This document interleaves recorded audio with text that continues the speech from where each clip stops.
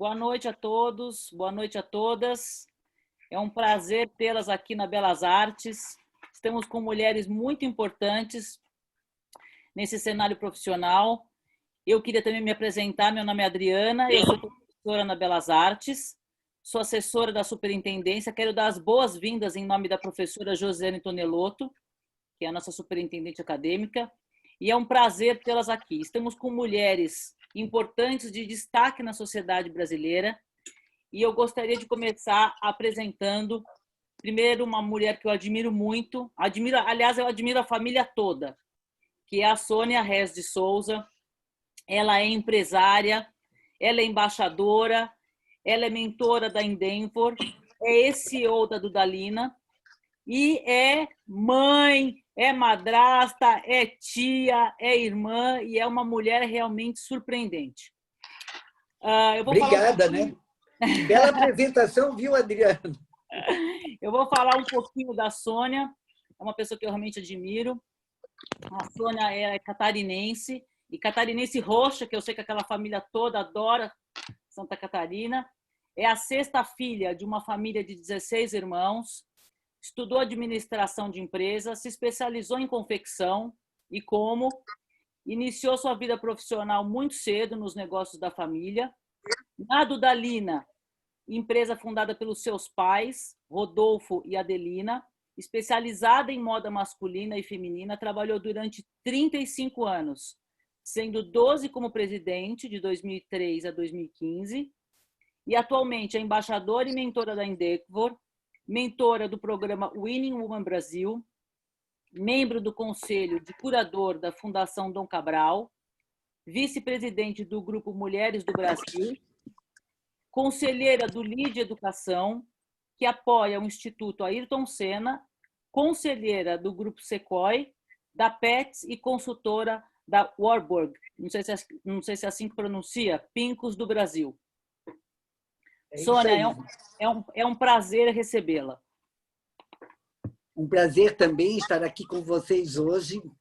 Eu falo agora ou depois? Você vai apresentar todas? Vou apresentar todas. Estamos aqui também com a minha amiga querida Paula Fiorentini, arquiteta hospitalar.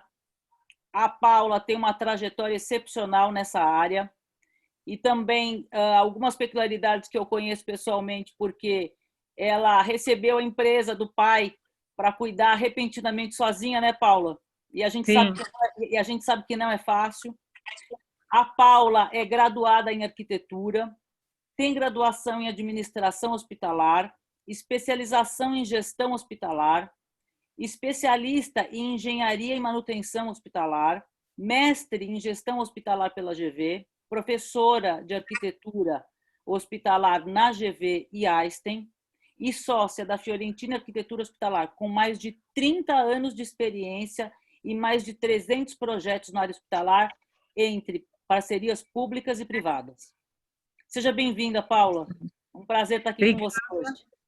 Obrigada, estou muito feliz pelo convite, até mesmo porque você é minha amiga querida e me conhece pessoalmente. E depois eu vou falar um pouquinho mais. Agradeço demais o convite da Belas Artes, é uma faculdade que eu admiro muito, na formação de arquitetos, de colegas, né? Muito conhecida nessa área, na alta qualificação de profissionais, na minha área de arquitetura principalmente. Seja obrigada. Estamos aqui também com a Jéssica Odilza. Estou pronunciando corretamente o seu nome? É isso. Ela é diretora de arte. Fico muito contente porque é nossa ex-aluna, é roteirista, pós-graduada, né, por direção de artes e comunicação na Belas Artes. Hoje ela é diretora de arte, roteirista e mestranda em educação, arte e história na cultura na Universidade Mackenzie. Pós-graduada pelo curso de direção de arte e comunicação no Centro Universitário Belas Artes. Graduada em design pela Universidade de Salvador. Pesquisadora sobre as novas estéticas da teledramaturgia e valorização humana na paisagem dentro do audiovisual. Seja muito bem-vinda, Jéssica. Muito obrigada, Adriana. Fico muito feliz. A Belas Artes é uma casa. A gente sai da Belas Artes, mas a Belas Artes não sai da gente. Isso é verdade. Quando a gente entra, a gente não sai mais. Eu estou na Belas Artes há 3 anos. Não achei que ficaria todo esse tempo e parece que eu estou há 10 anos lá dentro da Belas Artes. É assim que a gente se sente na Belas Artes mesmo. Estamos aqui também com a Crisa Santos. Crisa, é um prazer recebê-la. A Crisa é empreendedora, fundadora do coletivo Crisa Santos Arquitetos e pós-graduada em arquitetura paramétrica pela Belas Artes, que nos traz muito orgulho. Como arquitetura alicerçada nas sensações e percepções, nas emoções, Crisa se dedica, desde a sua formação, a compreender o processo criativo com a responsabilidade de conectar o espaço ao seu usuário de forma a proporcionar uma experiência. Eu não vou contar qual é a experiência, quem vai contar é ela, e eu gostei muito quando conheci o seu projeto. Eu falei, é ela que eu quero. E a trajetória dela, desde a abertura do escritório de arquitetura em 2006, carrega uma bagagem de cursos e prêmios, pós-graduada em administração pela Getúlio Vargas, em arquitetura paramétrica, que eu já falei, pelo Centro Universitário Belas Artes. E hoje cursa a pós em neurociência, que é simplesmente maravilhoso, pela PUC, é minha colega, eu sou formada pela PUC, estou fazendo mestrado lá agora. É uma delícia. Tem uma rede de conhecimentos para embasar os seus projetos e compreender a complexidade de se pensar uma arquitetura universal e única, proporcionando acolhimento e bem-estar. Seja muito bem-vindo, Crisa. Obrigada pelo convite. Para mim, realmente, é muito prazeroso estar com vocês e poder falar da área que eu trabalho. Muito obrigada. Isabela Jarrusso, seja muito bem-vinda. Seja muito bem-vinda. Ela é jornalista, criadora de conteúdo e formada pela Belas Artes também. Formada em jornalismo pelo Centro Universitário Belas Artes, realizou o documentário para o TCC chamado Menino e o Mundo, A Viagem Sonora, que foi selecionado para o Festival Mimo de Cinema e também foi ao ar na TV Cultura em dezembro de 2018. Trabalhou como assessora de imprensa na Prefeitura de São Paulo e também na agência Imagem Corporativa, atendendo empresas como a Merck e a Raiz. E hoje apresenta um canal no YouTube chamado Fita Alternativa, que aborda novidades e críticas sobre cinema. Além disso, também faz pós-graduação em direção de audiovisual na Unip. Seja muito bem-vinda, é um prazer tê-la aqui conosco. Obrigada, na verdade, uma honra estar aqui com essas mulheres e na Belas Artes, que é a minha casa para sempre, né? Muito bom, muito obrigada. Agora eu queria que cada uma falasse de vocês, começando pela Sônia, um pouquinho sobre sua história de vida, sua trajetória profissional. Ok. Opa. Sônia, assim, só um minutinho. Nós estamos colocando aqui uma enquete rapidinho, tá? Para que vocês, participantes, possam responder como vocês ficaram sabendo do evento. É uma enquete rápida para que a gente possa ter esses dados desse evento de hoje, tá bom? Por favor, nós gostaríamos que isso fosse respondido assim rapidamente por aqui, tá bom?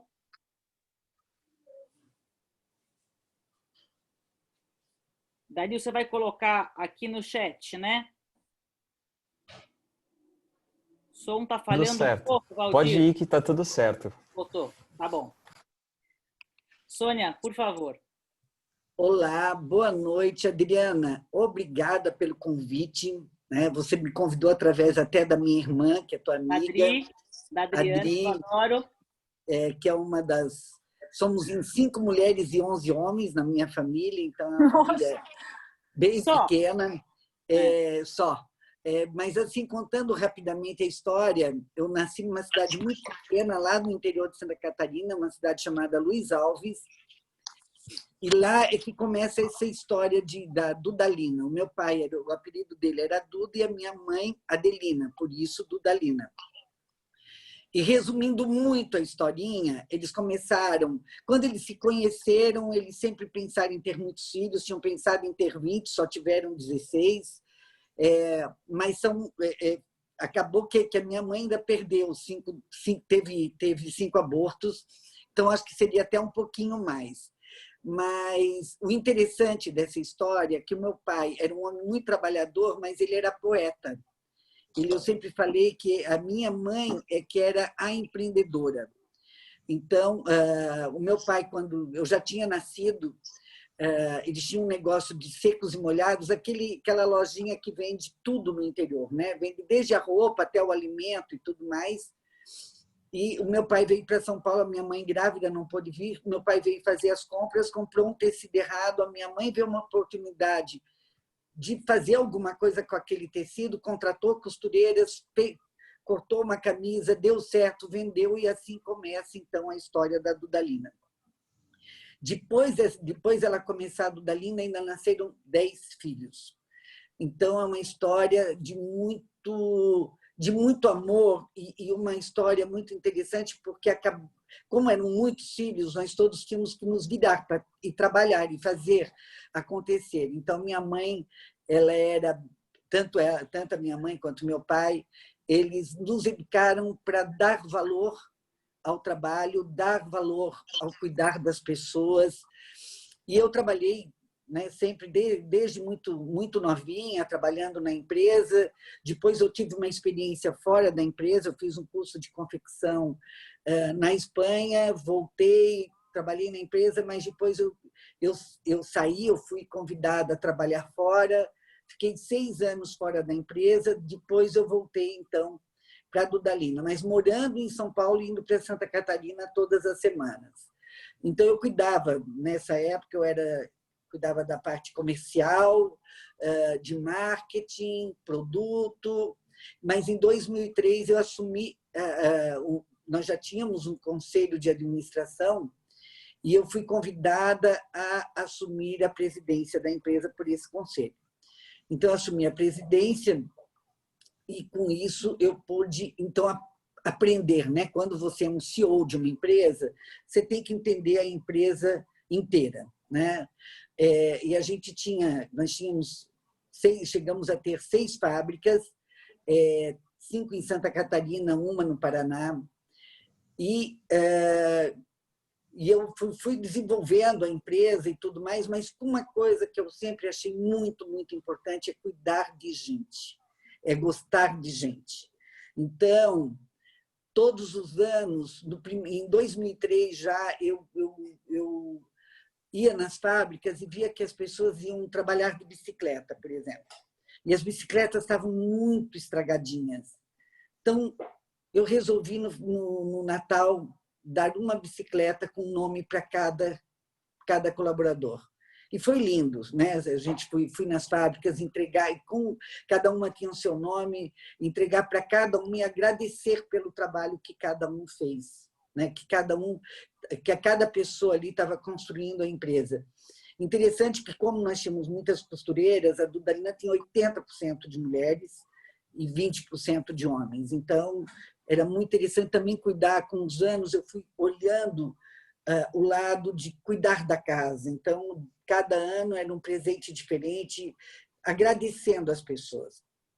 Depois, fizemos um PPR, participação no lucro da empresa, né? Porque quem constrói a empresa, você é o acionista, mas quem está construindo são as pessoas que ali trabalham, ali estão construindo. Então, quando a gente foi fazer, eu fiz de uma forma muito simples para que todas as pessoas entendessem.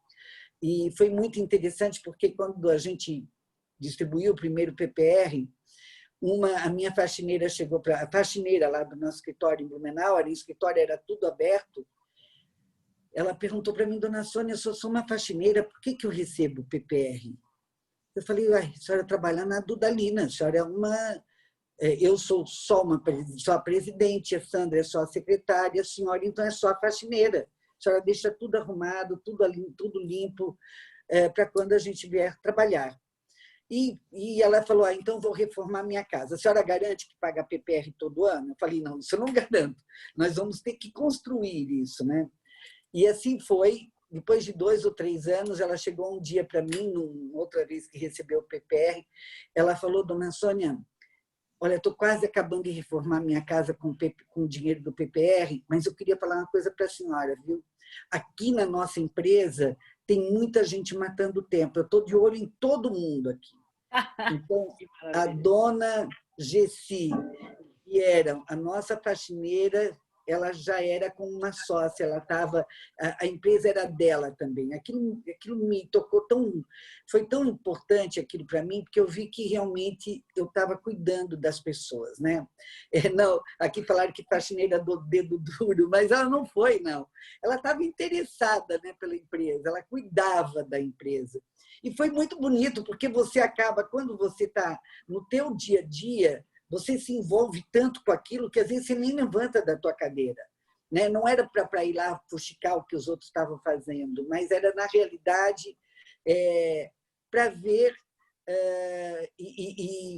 e a atenção dela com a nossa empresa. Bonito foi essa palavra, né? A nossa empresa. Isso foi durante muito tempo, e a gente teve um ano que foi muito importante. Em 2010, a empresa... Porque nós tínhamos, a Dudalina tinha 3 marcas, que era a Dudalina, Individual e Base. Nós vendíamos para mais de 3 mil clientes no Brasil todo. A gente chama de multimarca, que vendem várias marcas, né? E eu acho que isso faz mais de 1.000 e poucos municípios. Então, só que a gente fazia só roupa para homem. E em 2010 surgiu uma luz de fazer camisas para mulheres. E isso foi muito importante, mudou a forma de a gente fazer muitas coisas dentro da empresa. Você cria uma nova empresa quase, né? E isso foi em 2010, a gente lançou a camisaria. Imediatamente nós fomos para o varejo, mas continuando a cuidar daquele nosso parceiro, que era o nosso vendedor, que fazia o trabalho. E em 2013 a empresa foi vendida, 2013 foi vendida, 2014 fez uma fusão com a Restock e eu saí, então, em 2015. O importante disso é que eu sempre amei o terceiro setor. Em 2013, por exemplo, nós começamos o Grupo Mulheres do Brasil. Hoje eu estou totalmente envolvida, sou vice-presidente, nós somos 43 mil mulheres. Eu convido aqui todas vocês, mulheres, a se inscreverem em Grupo Mulheres do Brasil. Nós queremos chegar a 1 milhão para termos força, para termos representatividade nas nossas políticas públicas e na transformação do Brasil. E depois, também sou conselheira do Amigos do Bem, eu não sei se vocês conhecem o projeto, é um projeto maravilhoso da Alcione. Eu queria que você falasse desse projeto um pouquinho para a gente. É um projeto que eu gosto muito. Maravilhoso, cuida de 75 mil pessoas lá no sertão de Pernambuco, de Alagoas e do Ceará. É um projeto em que, quando eu conheci a Alcione, eu falei, Alcione, vamos transformar a vida das mulheres. E a gente fez oficinas de costura, transformando essas mulheres, não tinham a mínima noção de trabalho.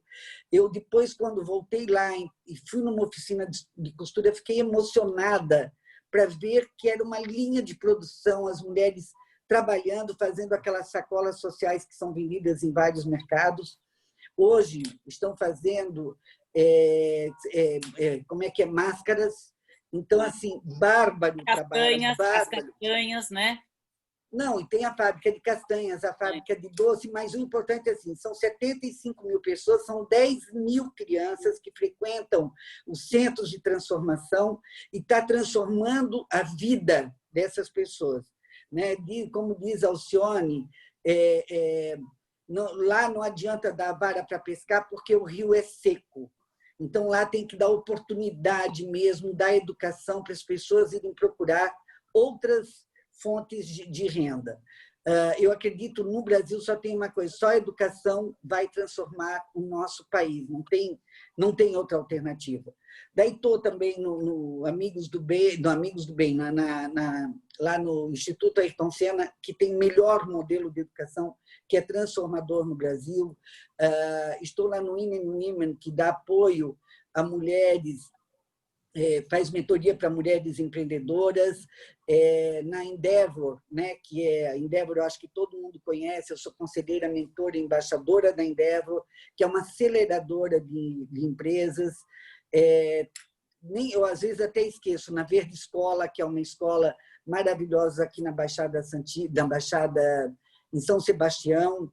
Então, realmente, eu hoje estou me dedicando muito ao terceiro setor na Fundação Dom Cabral, do Conselho Curador da Fundação Dom Cabral. Então, assim, eu estou me dedicando muito ao terceiro setor e agora eu estou agora num projeto que a gente está criando, que é um projeto lindo, que deve começar a semana que vem, que é para tirar a invisibilidade das mulheres, fazer algo por essas mulheres invisíveis que hoje não têm renda, não têm emprego e precisam, e instrumentalizadas, elas podem fazer chocolate, elas podem fazer produtos para vender. Então, eu cada vez quero me dedicar mais ao terceiro setor, a cuidar de gente, que é o que eu mais amo, que eu mais gosto, e transformar a vida das pessoas através do Grupo Mulheres do Brasil, que a gente tem mais de 20 causas, que são causas importantíssimas. Saúde, hoje a gente vê que nós temos um SUS, que é o melhor modelo de saúde do mundo, não a gestão, o modelo. Tá? Mas com uma gestão importante, uma gestão bem feita, nós vamos sair dessa pandemia com um SUS muito mais bem estruturado, cuidando da educação, do empreendedorismo, do 60+, cuidando de tantas causas que são tão necessárias para a transformação do Brasil. Os dois focos que eu acho, saúde e educação, são as duas coisas mais importantes hoje. Claro, saneamento, a gente tem que brigar por tudo, por isso que eu convido vocês, mulheres, para virem ao Grupo Mulheres do Brasil, para a gente ter essa representatividade e fazer essas transformações que o Brasil tanto precisa. Obrigada, eu passei do meu tempo, acho que 2 minutos, desculpem, viu? Muito obrigada, Sônia. Realmente é admirável todo esse trabalho que você faz, não só pelas mulheres, mas pelos mais necessitados. E são de pessoas como vocês, como você, que esse país precisa para a gente realmente virar a chave, né? Muito obrigada. Paula, com você. Sou Paula Fiorentini, sou de uma família de 4 filhas, perdi muito da Sônia, dos 16 baixou para 4, mas 4 também não é um número baixo, 4 mulheres. Meu pai foi um self-made man que estudou arquitetura e medicina, ele era médico arquiteto, acho que não conheço outro no mundo. E ele, junto com a minha mãe, ele formou essa família, eu com minhas 3 irmãs. Minha mãe sempre foi uma pessoa... Mãe, se você estiver me vendo, te amo. Uma pessoa que sempre se dedicou para nós 4, de uma forma muito... ela se dedicou a vida dela para nós, né? E deu condições para meu pai trabalhar e se tornar o profissional que ele se tornou, né? Então, meu pai veio do nada, uma família de 8 filhos, muita pobreza, e batalhou o caminho dele, trilhou o caminho dele de forma muito solitária, mas muito competente, sempre baseado muito em conhecimento e estudo. E quando as pessoas falam, ele quer ter um filho homem. Não, por ele teria 10 filhas mulheres. Por ele teria tido mais filhas. Aí minha mãe falou, não, se quiser mais filhos, chega, porque não dá, 4 já está muito bom. E ele falava para a gente que cada filha dele equivalia a 4 homens.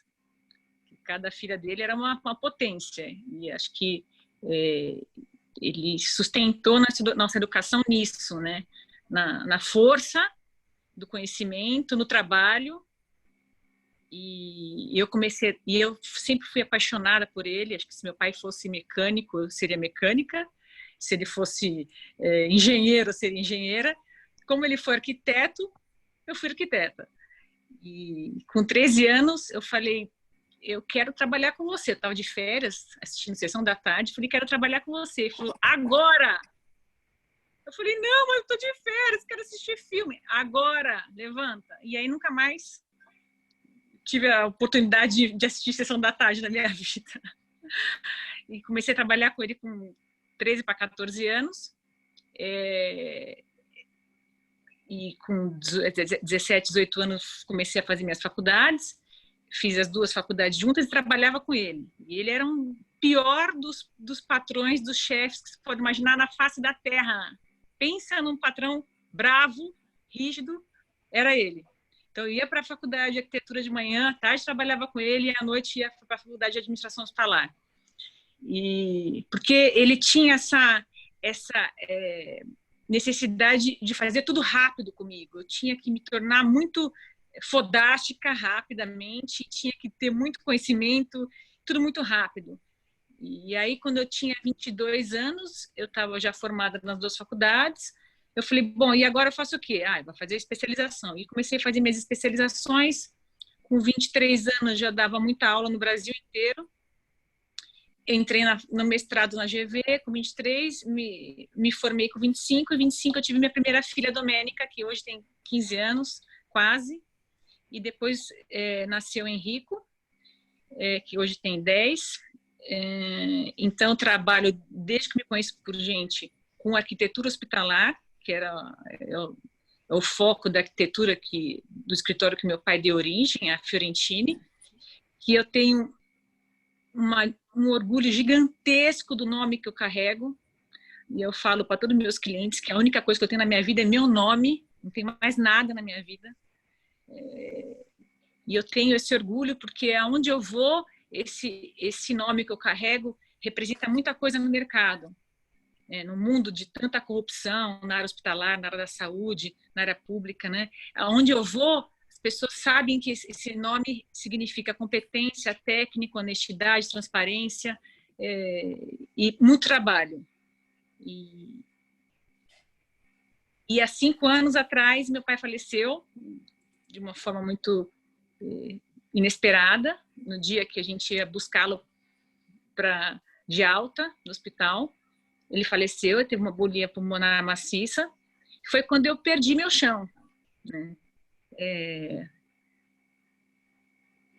Parece que tudo aquilo que você sustentou, que todo aquele amor, de repente você não escuta mais a voz da pessoa, né? Não encontra mais a pessoa no trabalho e tudo aquilo tem se perde a sua estrutura toda, né? De tudo. Mas aí eu acho que aí que vem a força que você tem, que você desconhece, né? Você tem que seguir, né? Sim, e parece que tudo aquilo que ele me fez ser, que ele me criou, que ele me programou, que ele me treinou, parece que era para ser, para eu conseguir reverter esse quadro, né? Essa perda tão traumática para mim, e fazer disso uma continuidade de sucesso, elevar o nome dele. Então, realmente, eu acho que é ainda muito difícil para mim, porque ele é uma figura muito forte, não só para mim, mas para minha família, para minhas irmãs, para minha mãe. Mas acho que eu tenho uma força que nem eu conhecia, e talvez nem as pessoas, e talvez nem ele, né, de dar continuidade a esse trabalho. Graças a Deus, depois que, infelizmente, ele faleceu, o escritório teve muitas conquistas na área da saúde. A gente tem uma importância muito grande no mercado privado, no público-privado, de projetos que realmente fazem diferença. Eu concordo totalmente com a Sônia. Eu acho que a estrutura de um ser humano, de uma sociedade, é baseada em saúde e educação, né? E é isso, para isso que eu dedico minha vida, fazer projetos de hospitais funcionais e que sejam acolhedores e que façam que essa experiência do paciente seja humana, e que a gente consiga pagar os custos desse hospital, que é uma empresa caríssima. Então, eu tenho que olhar a viabilidade econômica como gestora, tenho que olhar a questão humana, da humanização do acolhimento, tenho que olhar a questão da biossegurança, como alguém que projeta hospitais, e sou apaixonada pelo que eu faço. E quando eu tenho que fazer alguma coisa na minha casa, eu contrato um arquiteto, porque eu acho que cada um no seu quadrado, eu só faço hospital. Eu acompanho essa coisa da pandemia, que está bem relacionada à minha área. Concordo de novo com a Sônia. O SUS acho que o mais bonito sistema de saúde, o mais bem redigido, o mais bem estruturado de saúde do mundo, né? A gente não tem nenhum sistema de saúde tão completo em termos de direitos do cidadão brasileiro, né? Você nasce cidadão brasileiro, você tem direito desde a atenção primária até transplante. E a questão da prevenção, da imunização que o SUS promove para o país é muito importante. Mas tenho severas críticas em relação à gestão pública de saúde atual, como isso tem sido conduzido, a questão da pandemia. Tenho severas críticas baseado em vários critérios, né? Não só na questão da economia, não só na questão da saúde, mas na questão da biossegurança, na questão da virologia, da microbiologia, uma série de coisas. E é isso. Paula, muito obrigada. Eu acompanhei essa sua história, essa perda juntas, né? Acompanhamos juntas. E muito obrigada por ter compartilhado essa parte da sua vida e essa parte da sua vida também dentro desse cenário da profissão, porque a gente não consegue separar, né, essas nossas emoções todas e a nossa vida profissional e nem a nossa família. Muito obrigada, Exatamente. Viu? Obrigada a você. Agora, Jéssica. Boa noite. Jéssica, boa noite. Seja bem-vinda. Obrigada. Eu queria falar que é um prazer estar com vocês todas aqui. É um convite muito especial. A Belas Artes é minha casa, então eu me sinto em casa. Quando o Gui falou para eu participar, Brian falou que foi meu ex-orientador na pós, falou que eu ia participar, eu fiquei muito feliz, porque a BA é minha casa, né? Eu falei, tá, não vou estranhar porque eu me sinto em casa. E assim, fico muito feliz de estar aqui com a Sônia e com a Paula, porque quem sou eu perto delas? Eu tô no comecinho de vida.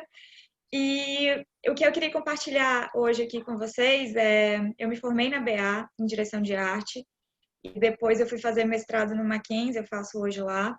E eu entrei no audiovisual por conta da docência. Eu fiz iniciação científica e eu trabalhava sobre identidade e afirmação cultural. E aí eu fiz um trabalho dentro da Praia do Forte, em Salvador, e dentro desse trabalho eu trabalhava muito com estatística, com comércio, com números. E aí a gente publicou aquilo fora do Brasil, só que quando eu estava para encerrar mesmo o projeto, eu fui na Praia do Forte a última vez, eu olhei as pessoas. Por isso que eu falo muito da gente valorizar o humano na paisagem. Quando eu olhei as pessoas, eu entendi a Praia do Forte muito além daquele espaço de turismo, que a gente viaja, aquela vila bonita, aquelas grandes lojas. Quando você entra nos corredores, saindo da vila, você encontra vidas que habitam lá, não que estão em temporadas, e que sentem todo o impacto, tanto bom quanto ruim, do que a Praia do Forte se tornou de todo aquele turismo. Então eu pensei, como é que eu vou falar de afirmação e de identidade cultural sem falar com as pessoas que habitam aquele local, que vivenciam aquilo todo dia? E eu estava com um amigo meu, que era cineasta, porque assim, a gente, né, quando é jovem, que é muito entusiasta, a gente acha que faz tudo, né? A gente acha que tudo que vier, a gente está fazendo, a gente consegue. Por sorte, eu estava com ele. Eu sentei e falei assim, Rafa, ele era cineasta no início, eu falei, você topa? Eu vou dar uma estudada aqui para roteirizar isso, tentar fazer uma direção de arte aqui, né? A gente foi tudo no intuitivo. E aí a gente fez o documentário, vou passar aqui só um trechinho, e foi ali que começou o meu trabalho com essa questão do audiovisual, mas sempre nessa ponta de valorizar as pessoas dentro do ambiente. Dentro da minha primeira pesquisa, eu trabalhava com urbanidade, eu acho que a Paula conhece, que é dentro da arquitetura, que é como as pessoas lidam com a cidade e a cidade lida com as pessoas. E eu fiquei produzindo por muito tempo, muito documentário daquilo. Aí eu terminei meu curso, fui para São Paulo e resolvi ir para Belas Artes porque sempre foi o meu lugar, né? E eu comecei o curso, minha primeira matéria foi com a Mônica Palazzo, sobre direção de arte no cinema, e ali eu me encontrei. E entendi a importância de me especializar, de me tornar uma profissional capacitada e não intuitiva. E é muito importante para todo mundo que está começando, se capacitem em tudo. Se você ama uma coisa, estude, porque é a base do seu sucesso, e o sucesso não é se você é reconhecido ou não, se o seu trabalho alcança milhões de pessoas, mas é o impacto que ele tem nas pessoas das quais você apresenta e você trabalha. Então, assim, para mim, a base do meu audiovisual são as minhas pesquisas dentro da academia. Desde a época da faculdade, as minhas pesquisas acadêmicas alimentavam o meu audiovisual, o meu trabalho em campo, e hoje a minha pesquisa dentro do Mackenzie, que é as novas estéticas da telenovela alimentam o meu trabalho em campo também. Da mesma forma que quando eu estava lá em campo, eu comecei a perceber que os diretores, os roteiristas, eles tinham a sua identidade própria e aquilo afetava nas suas outras plataformas, aquela linguagem modificava e às vezes dava certo e não dava. Então, para mim, os dois eles se complementam, eles me alimentam. E eu escolhi a telenovela, eu sempre escolho uma coisa que pega a gente na nossa sociedade, que movimenta, que instiga. E a telenovela, ela é o nosso maior meio comunicativo de massa. Então, ela pega todas as pessoas, as causas que estão ali, ela abraça causas e as causas, elas ganham uma visibilidade muito maior.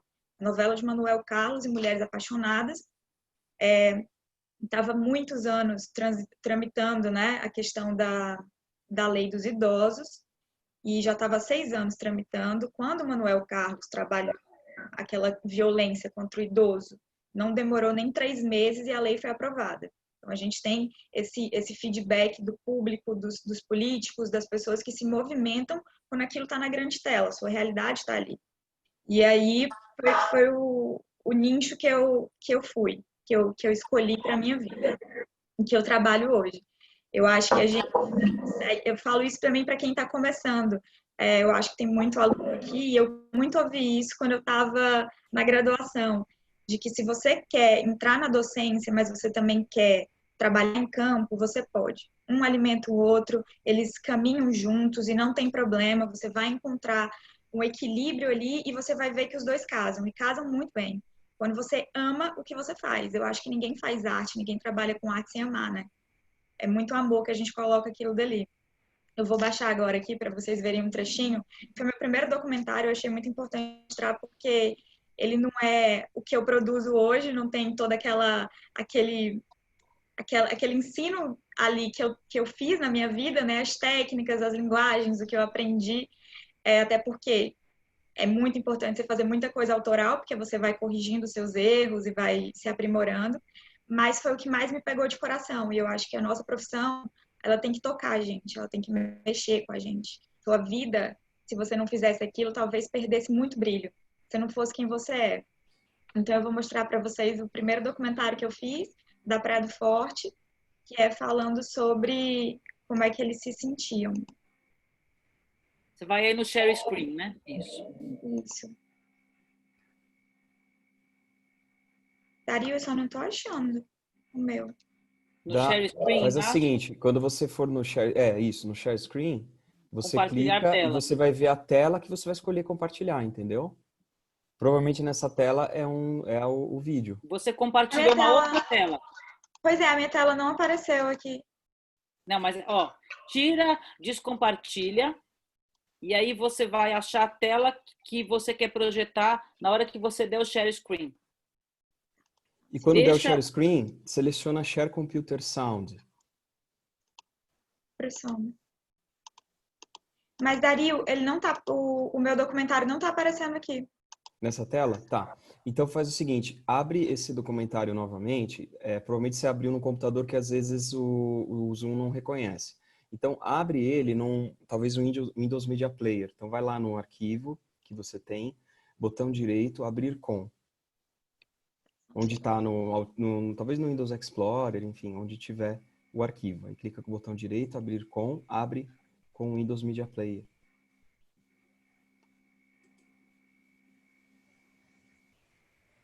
Ao vivo é assim, né, gente?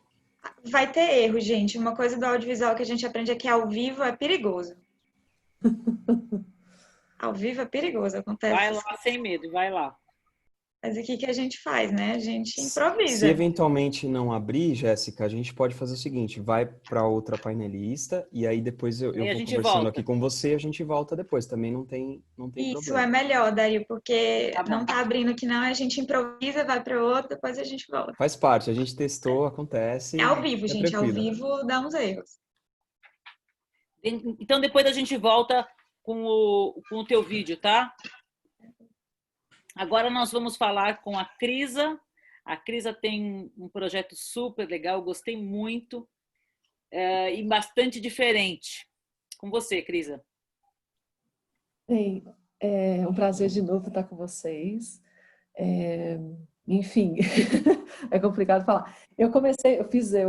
Enfim, eu venho do interior do Rio Grande do Sul, né, a princípio, venho ali do interior do Rio Grande do Sul mesmo, assim, super, uma família muito simples mesmo.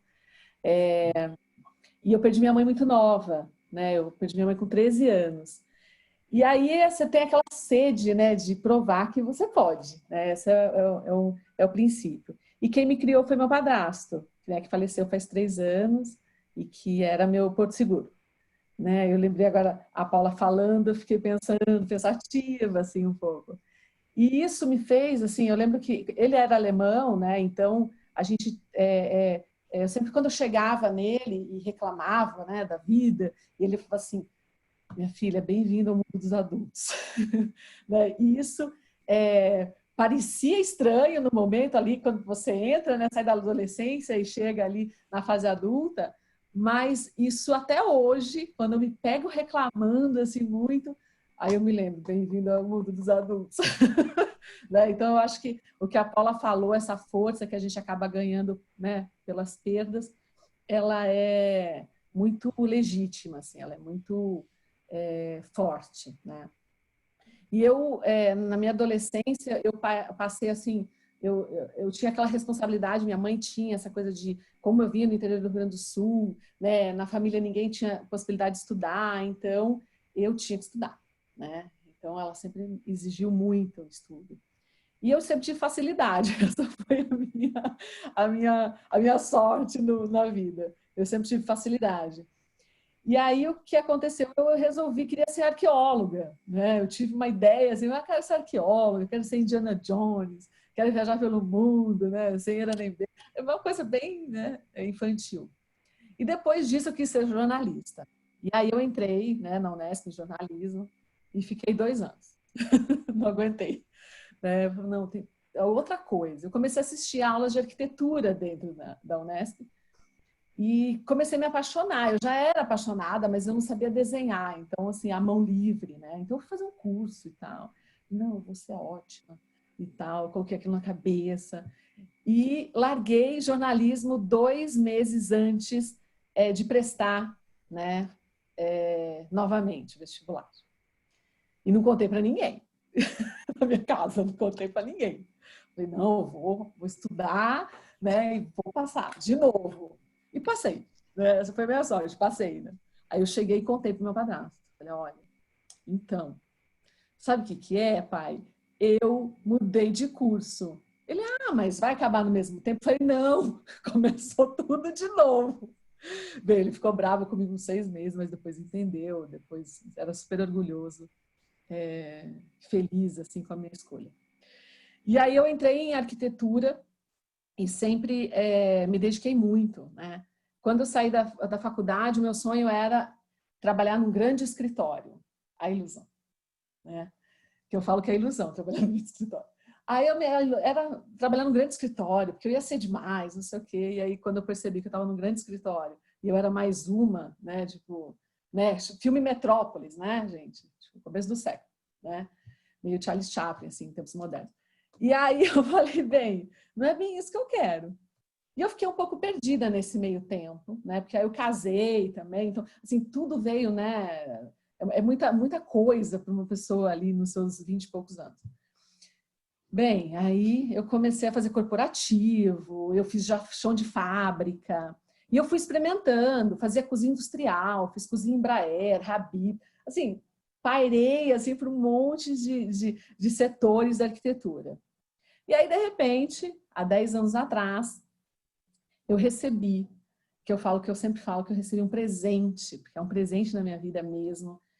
Eu não tenho filhos, né, por opção, e eu falo que esse foi o maior filho que eu ganhei, que foi um setor de arquitetura que nunca foi olhado, né, que nenhum arquiteto, que nenhum escritório, né, o Brat, que ainda se aventurou um pouco nesse setor, enfim, e eu ganhei desse cliente, que já era meu cliente residencial e corporativo. Ele falou assim, olha, eu estou assumindo, né, já estava assumindo, mas assim, eu estou assumindo uma nova roupagem para o meu cemitério. E eu gostaria de saber se você quer começar a, né, fazer essa requalificação desse espaço, né? Eu acho que os cemitérios eles precisam ter uma relação com o seu entorno, eles precisam ter uma relação com a comunidade, eles precisam oferecer ao enlutado além do que é hoje oferecido. E aquilo me assustou um pouco. Eu falei, gente, mas assim, né, nunca ninguém me falou que faz o projeto de cemitério, como que funciona isso? E aí eu comecei a estudar muito com psicólogos, eu comecei a procurar psicólogos, geriatras, entendeu? Cuidados paliativos, para entender como que era a morte e comecei a me aprofundar.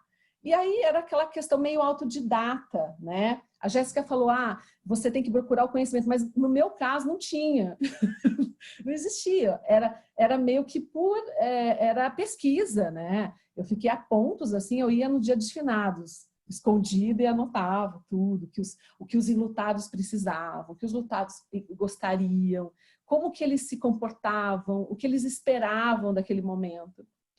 E aí comecei a procurar arquitetura cognitiva, né? Aí agora virou neuroarquitetura, que meio que virou, né? Eu falo que é uma tendência, né? Eu não gosto muito dessa palavra, mas nada é mais do que, né, arquitetura cognitiva. Eu falo que qualquer bom arquiteto faz neuroarquitetura, né? Porque exatamente é cuidar de todos os sentidos. Bem, enfim. E aí eu ganhei esse presente, que foi fenomenal, essa requalificação do Memorial Parque das Cerejeiras, ele fica no Jardim Ângela. E isso já faz 10 anos. Esse projeto ainda tem algumas construções, a gente hoje tem, acho que 10 construções lá dentro, né? 10 requalificações e construções. A gente aplica neuro, biofilia, né? Então, a gente tenta trabalhar o enlutado na profundidade mesmo, pautado em pesquisa, e aí depois a gente conseguiu braços, né? Há 4 anos eu fui convidada para participar dos congressos do Sindicato dos Cemitérios, então hoje é uma área que eu assim, ando muito bem, né? Dentro do setor eu sou muito conhecida, né? Não sei se é bom ou se é ruim, mas eu acho que é bom. Então, as pessoas um pouco se chocam quando eu falo, né? Eu faço cemitérios, né? E aí, quando eu mostro os cemitérios, nossa, mas isso é um cemitério, né? Eu já tive várias empresas, vários periódicos, enfim, jornais que chegaram e falaram, eu vi um parque muito interessante, vamos falar sobre ele? O cemitério. É um cemitério? E a pauta morreu. Então é um tabu muito grande, a gente enfrenta um tabu muito grande. Hoje eu tenho alguns cemitérios na nossa carteira do escritório, né? E é interessante que a Paula falou, né, uma coisa que eu sempre afirmo, assim, eu acho que o grande problema do arquiteto é a não especialidade, né? Eu acho que dentro da sua especialidade você tem que ser muito bom, né? Para você poder conseguir mover montanhas. E isso a gente está conseguindo dentro dos cemitérios. Hoje a gente tem cemitérios assim que foram fundados por Dom Pedro na carteira e a gente está fazendo uma requalificação, né? Eu fiquei agora 4 dias no Rio, né? A gente tem o São Francisco Xavier, né? Do Caju, que é concessionado, né? Que é um cemitério concessionado. E são diferentes prefeituras, né? A gente tem Rio também, que é Rio não, é Belo Horizonte também. Então, outro grupo, né? Hoje, os cemitérios passaram de ser empreendimentos familiares para serem empreendimentos de grupos financeiros, né? Então, isso para mim é muito interessante, porque eu consigo trabalhar com várias cabeças, né, diferentes, porque uma empresa familiar pensa de uma forma, um grupo, né, financeiro pensa de outra, e ao mesmo tempo eles me escutam, porque uma área muito masculina, né? Eu não conheço nenhuma dona de cemitério, quer dizer, eu sei que tem, né? Eu conheço algumas, mas eu não trabalho para nenhuma, né? Eu trabalho só para cemitérios que os homens são donos. E aí é interessante, porque eu tenho que muitas vezes descer do salto, né? Porque é uma área muito masculina mesmo. E eu brigo muito pelo enlutado. Hoje eu palestro, né, sobre o tema, né, sobre a morte, né, não só sobre a morte, mas como tratar o enlutado e sobre arquitetura na área cemiterial. Então, são temas assim recorrentes das palestras que eu faço, né? E aí, umas vezes eu falo, meus clientes ficam assim, com o olho desse tamanho, né? Eu falo, olha, gente, porque os meus clientes são os enlutados, né? Vocês pagam o projeto e viabilizam, mas são os enlutados, eles são os meus queridos, assim, né? Aí eu vim agora na estrada, porque, como eu falei, eu estava no Rio, e eu estou evitando pegar avião justamente, né? Porque a gente está no momento de pandemia, então eu preciso me resguardar, já que eu vivo num lugar, né? Eu convivo em lugar contaminado. Como né, a Paula deve entender bem, perfeitamente isso.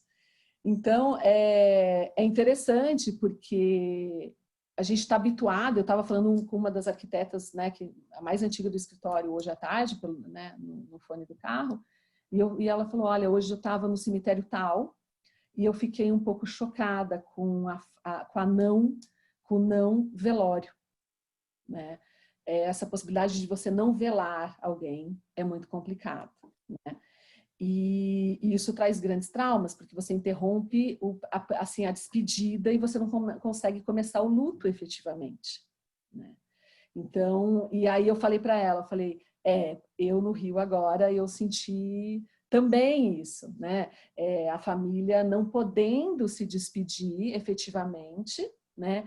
E no Rio, que os velórios eles são menores, as pessoas não têm, elas não velam tão né, em profundidade, no sentido de tempo, né? Elas se despedem rapidamente, né? E mesmo assim elas estão sofrendo. Então eu encontrei vários grupos de famílias passeando pelo cemitério, fazendo uma despedida, né? Sentado num banco fazendo uma despedida, porque elas não velaram o corpo do seu falecido. Então a gente tem essa relação muito grande com a arquitetura e o humano, né? Como a Sônia e a Paula falaram, isso é imprescindível. Para mim, então, é mais ainda. Hoje, na realidade, eu até chorei dentro do cemitério, porque eu me emocionei comentando que o escritório de um desses meus clientes, ele está migrando para dentro do cemitério, escritório, né, jurídico, financeiro e tal. E que eu acho muito saudável, mas para os funcionários isso é um pouco complexo, porque muitos não entendem isso, né? E eu expliquei para eles o quanto isso é importante. O quanto é importante eles estarem ali e eles vão entender o quanto se liga, né? As pessoas que estão no campo, que trabalham no sepultamento, as pessoas que trabalham ali limpando o cemitério, elas precisam desse contato, porque senão a gente liga automático. E aí eles são muito carinhosos, né? A hora que você dá um bom dia, por exemplo, eles se enchem de sorriso, porque eles estão acostumados com a tristeza dos outros. Eles esquecem um pouco, né, do que é a felicidade naqueles momentos.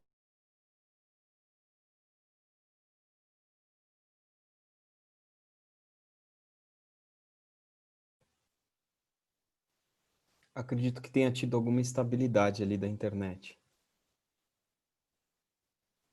Qualquer coisa a gente pode ir... Se ela não voltar, a gente pode ir para o vídeo da Jéssica e volta depois com a Cris. Ah, voltou. Voltou. Voltou, Cris, voltou agora. Não sei onde eu parei, mas enfim. Então, hoje a gente trabalha nesse setor. E é um setor que cada vez mais a gente estuda, né? Para que a gente possa se desenvolver, né? Cada município tem um decreto diferente, né? Cada município tem uma lei diferente. Muitos entendem sobre o cemitério, né? Da gestão pública, muitos não entendem, e aí é uma guerra grande. E é isso, basicamente, hoje o meu grande filho. Eu falo que é uma gestão assim, grande, eu quero viver até os 100 anos para poder aí mudar muitos cemitérios, não só no Brasil, como no mundo. Assim, os pequenininhos, os públicos, os privados, para ter realmente esse acolhimento com os enlutados, pautados numa boa arquitetura, seja ela em euro, em biofilia, né? Eu acho que tem que ter uma boa arquitetura e que ela seja humana, né? Além de qualquer coisa, né? Enfim, e colocar a mão na massa, que é uma coisa que a gente faz também muito no escritório, é estar lá com o pessoal que está... A gente gerencia, só que assim, a gente gerencia cuidando do filho mesmo, né? Então, a gente dá cara lá, e isso também é bom. A gente já recebeu presentes diversos de enlutados, por exemplo, agradecimentos, beijos e abraços, né? E isso realmente é o amor da minha vida, trabalhar com cemitérios hoje. Luiz, parabéns. Muito obrigada pela sua história, por compartilhar a sua história. Quando eu li a sua biografia, isso foi o que mais me chamou a atenção. Eu falei, não, Dario, isso é incrível, porque, na verdade, as pessoas têm muita dificuldade de lidar com essa fase, né? E ela faz parte da vida, né? Ela faz parte da vida. Então, muito obrigada por compartilhar. Sua história realmente é incrível. E agora nós vamos falar com a Isabela. Se você quiser, o vídeo está aqui no ar. Então vamos assistir primeiro o vídeo e depois a Isabela entra, tá bom, Isabela? Beleza. Nada disso, era uma ilha, um bocado de barraquinhos, Zé, o Josué, seu Jorge, que faleceu tem pouco tempo, Kelé da barraca, enfim, houve uma mudança. Como eu já falei, né, o próprio polo petroquímico está aqui em Praia do Forte, porque cada pessoa que vem para cá, eles têm uma nova ideia, é loja,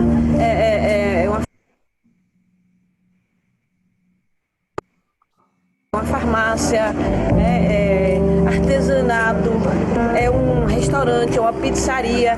Então, o que acontece? Nesse instante que a gente pensa que não está acontecendo, já está acontecendo, porque vem pessoas de fora, já vem trazendo um grande investimento.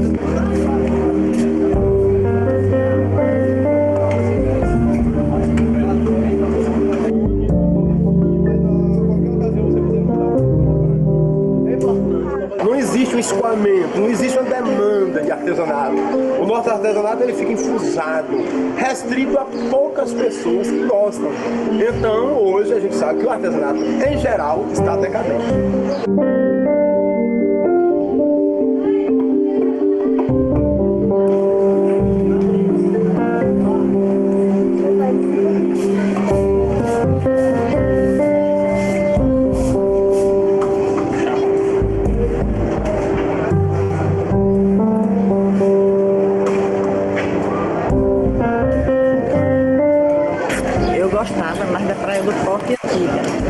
Mas agora gerou mais emprego, mão de obra, essas coisas. Mas ficou muito cheia, né?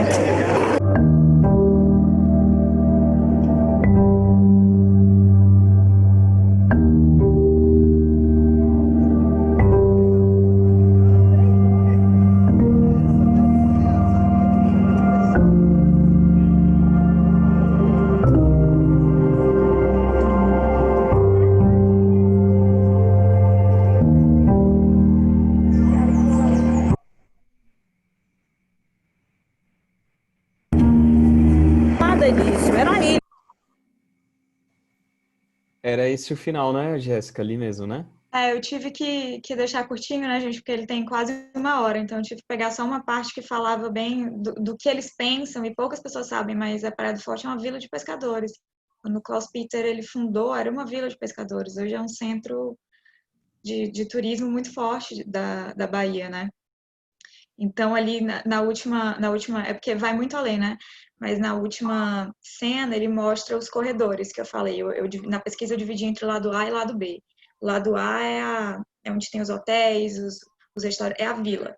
E o lado B, você conhece realmente a história, a resistência cultural que existe naquele povo, com seu artesanato, que não é que está desgastado, é porque ele é muito mal localizado. Então, você começa a realmente entender o que é uma resistência cultural de um povo numa ilha. E aquilo me chamou muito para o audiovisual, não tinha como eu não trabalhar com isso. Não colocar as minhas palavras escritas na tela, né? Então, assim, o meu coração estava ali. E ele foi o primeiro. Depois daquilo, aí você vai estudar, você produz outras coisas. Você tem que trabalhar com seriado, que também é maravilhoso, é outra plataforma. Aí eu fui fazer direção de arte de show, de DVD. O Guilherme Bryan sabe, ele fala que eu era ligada nos 220, que eu estava fazendo TCC e fazendo 1 milhão de coisas ao mesmo tempo.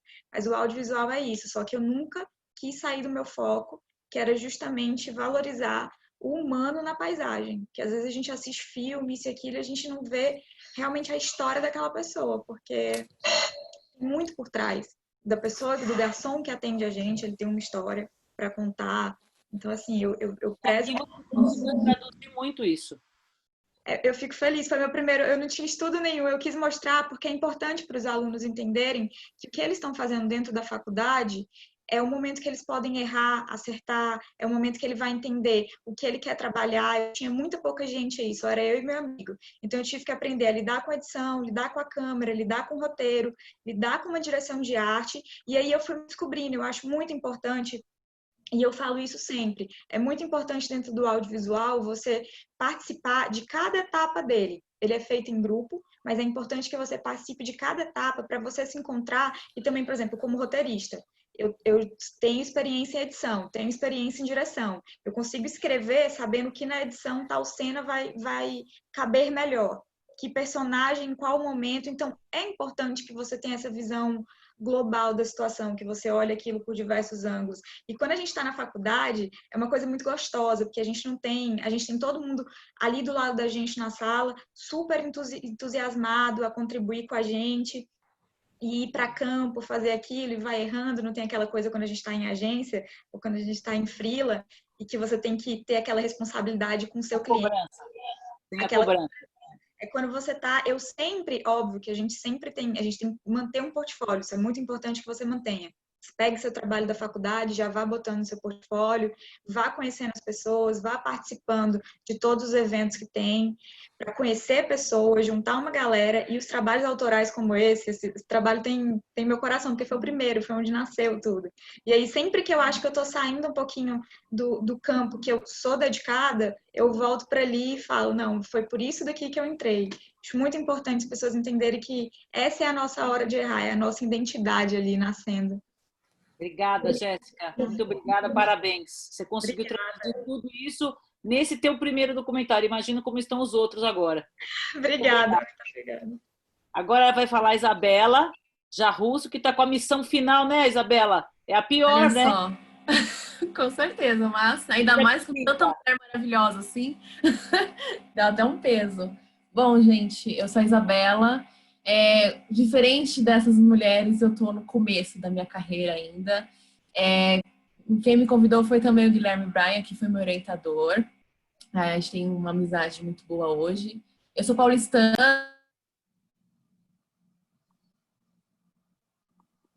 Peraí. Acho que esbarrou no som. Deu alguma coisa. Tá tudo certo. Tá ouvindo?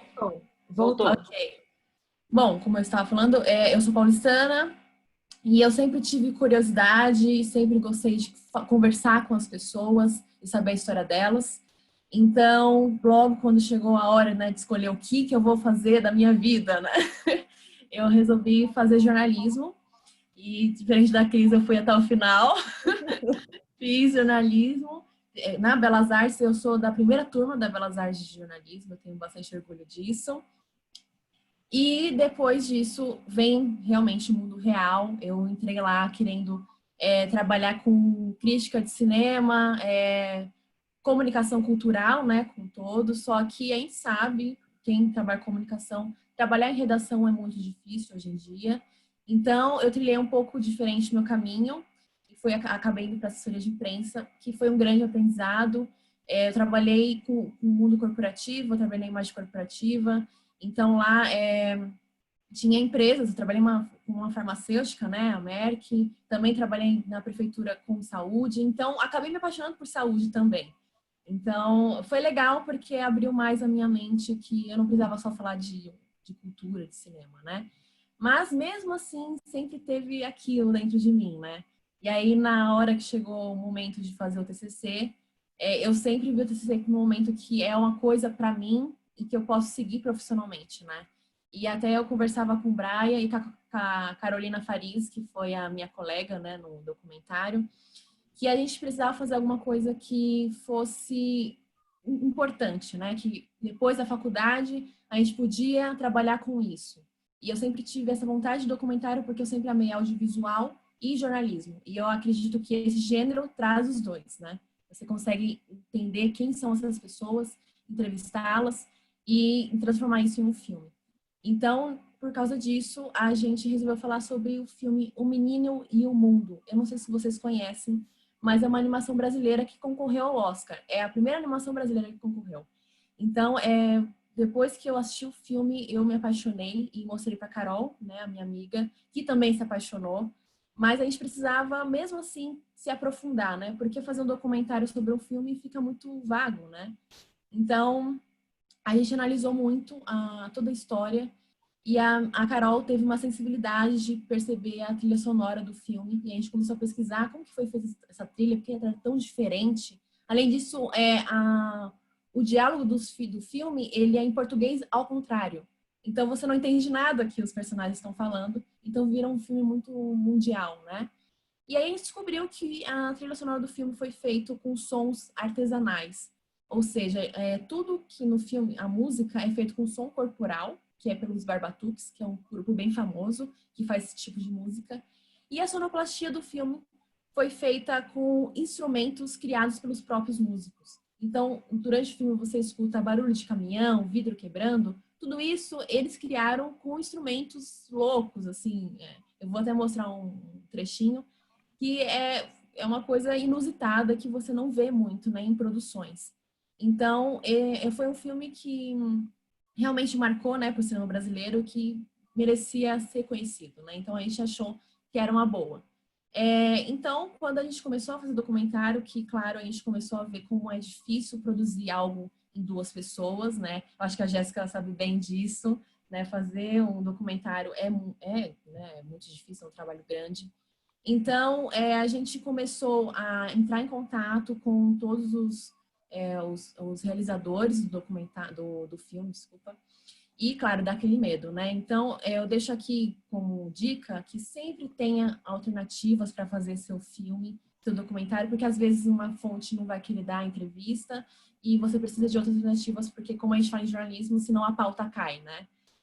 Mas a gente teve muita sorte, porque o Ale Abreu, que é o diretor, abraçou a ideia e super foi lá com a gente, deu uma entrevista, todos os músicos deram a entrevista, então foi muito gratificante que a gente conseguiu, porque isso era um medo, né, de não conseguir essa aprovação deles.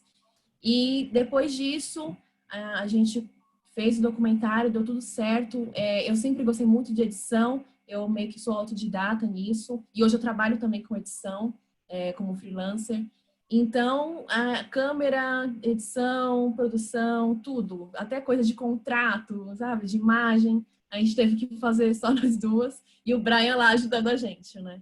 E aí foi um momento que quando a gente acabou e vimos que deu um ótimo projeto, que não ia parar por aí, né? Então, quando a gente se formou, a gente começou a mandar o documentário para vários festivais, para vários lugares, e tivemos retorno mesmo, né? O documentário ele foi selecionado para o Mimo Festival de Cinema, que é um festival que passa em São Paulo, Rio de Janeiro, Olinda, Paraty, passa em vários lugares. E foi um choque, né? Porque a gente não imaginava, a gente estava perto de documentários de cineastas renomados, né? Então foi um momento muito especial e que teve um reconhecimento maior do nosso trabalho, né? A gente conseguiu chegar na indústria. Então isso que era o que a gente queria. E após isso, com a ajuda do Pedro Ortiz, que deu o documentário pra gente na faculdade, ele continuou conversando com a gente, né? E falou que ele tinha uns contatos na TV Cultura, que eles estavam procurando documentários, né, de universidade para passar no programa Campus em Ação. E a TV Cultura entrou em contato com a gente, acharam que super legal, eles viram um trailer. E aí a gente mandou para eles e o nosso documentário também passou na TV Cultura, que foi outro momento, assim, especial. E aí, depois disso, eu percebi que eu quero falar de comunicação cultural, mas também quero o audiovisual na minha vida. Eu acho que eu meio que descobri durante o TCC, porque antes eu só amava filmes, né? Eu fui aquela criança que o ídolo era o Charlie Chaplin. Então, eu tinha 14 anos, já Duas. eu tinha assistido todos os filmes dele já, né? Eu tenho os Você falou dele, né, Crisa? Você também falou. Eu passava não, na Globo, eu ficava escondida, porque minha mãe não deixava, era muito pequena. Fantástico, sei lá, depois tinha um negócio de uma, como fala? Loteria, alguma coisa assim, loteria federal, e eu ficava escondida para ligar, para assistir, porque eles tinham Charlie Chaplin. Eu acho que eu devia ter 7 anos de idade. Meu pai sempre gostou, minha família, a gente todo final de semana ia na locadora quando existia, aí a gente pegava tipo 5 VHS e DVDs e assistia. chegava lá e falava, já assisti. Então, eu tenho uma bagagem cultural muito forte, assim, e eu tenho 24 anos. Então, eu acho que é o que eu quero fazer, é o que eu sei fazer, né? E esse foi o documentário, logo no TCC, foi o momento que eu percebi isso. Então, depois disso, eu resolvi focar muito bem nessa parte, mas também sem perder essa parte de jornalismo. E aí que eu criei o canal do Fita Alternativa, que é um canal no YouTube que eu falo de cinema, mas eu tento fugir desse negócio de influenciador, querendo, tipo, ser engraçadinho e tal, né? Eu quero trazer informação para as pessoas. Então, né, no canal, eu tento analisar alguns filmes, né? Que tá saindo. Agora que a pandemia fica mais difícil, né? Mas, mesmo assim, eu tento falar sobre técnicas de cinema. E para falar de todo esse assunto, também estou fazendo a pós-graduação, né? De direção audiovisual, porque como todo mundo falou, né? A gente precisa se especializar no que a gente gosta. Não é só ser autodidata e chegar lá e não fazer. Eu acho que é muito importante, porque eu acho que tem muito aluno assistindo aqui. A faculdade foi muito importante para fazer o que eu sou hoje, para eu entender o que eu preciso, o caminho que eu preciso seguir, porque eu ainda estou no começo da minha carreira, né? Muita coisa ainda dá para acontecer, mas eu acho que é isso. Você precisa começar na faculdade. Eu acho que fazer o documentário, toda aquela pesquisa foi muito importante. Então, eu já sei onde seguir, como fazer um contrato, como fazer essa negociação, porque depois que saiu para o festival, a gente precisou novamente entrar em contato com todo mundo para pegar essa autorização, né? Porque muda, né, de figura. Antes era só um trabalho de faculdade, depois está passando na tela de cinema, né? Mas mesmo assim... Oi, desculpa? Como você está falando, Isabela, esse respaldo que a faculdade traz, teórico, metodológico, ele é muito importante, porque além da gente ser maker e ter que saber fazer, colocar a mão na massa, é muito importante que a gente tenha esse respaldo teórico metodológico, que é o que vai fazer a gente ir para frente, crescer e mudar de etapa, né? Claro. Isabela, muito obrigada. A gente está ficando com o tempo muito apertado. Nós temos aí mais uns 20 minutos, na verdade, já passando um pouquinho do tempo. Eu tenho umas perguntas a fazer para vocês. Rapidinho, um segundinho, desculpa. Tá. Eu só vou mostrar um teaser que ele tem 1 minutinho. Ah, tá bom. Tá joia. Tá bom. Deixa eu só colocar aqui, para vocês verem mais ou menos como que foi o projeto. E quem quiser fazer perguntas, pode mandar no Q&A, tá? Que fica na parte de baixo da tela, como está escrito aqui no bate-papo da gente. Isabela, compartilhou o Share Computer Sound ali? Vocês estão escutando? Agora sim. Uhum. Foi então, né?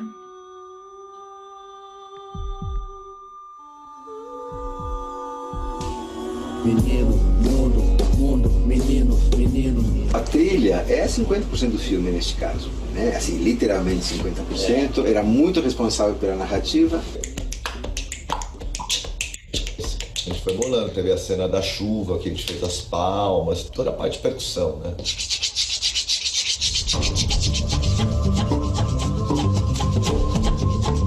Nossa parte mesmo ficou como a parte da sonoplastia.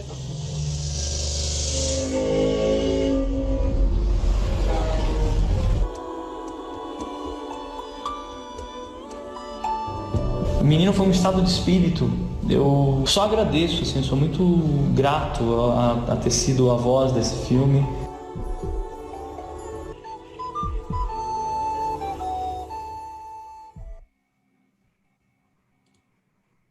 Só para ter uma amostra, né, do que foi.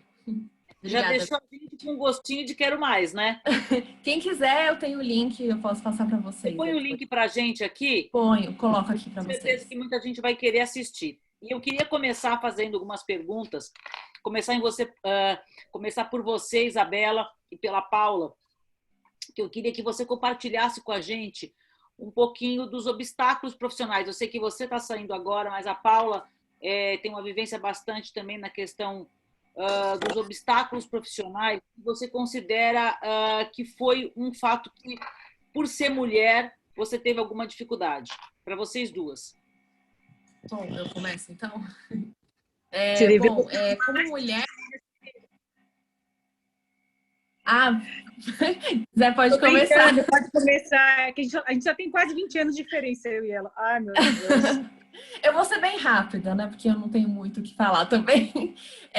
Por ser mulher, eu percebi essa diferença agora na pós-graduação em direção audiovisual, que agora eu tenho mais contato, né, com esse mundo, em que tem 30 pessoas na sala e só tem 3 mulheres, eu estou incluída. Então, é bem difícil, eu percebi que é um ambiente mais diferente, porque em jornalismo é mais mulher, né, acaba sendo comunicação, mas é esse momento que eu estou percebendo que tem sim algumas questões que não leva muito a sério quando é a mulher que está nessa questão, tipo, que faz alguma coisa com audiovisual, até falar, você faz edição, você sabe fazer, né? Eu vi isso de alguns colegas, então acho que eu comecei a perceber isso agora. Durante o documentário, eu acho que os obstáculos foram mais essa questão de, você é estudante, né? Por que eu vou dar entrevista para você, né? Aconteceu isso com um dos entrevistados que não quis participar.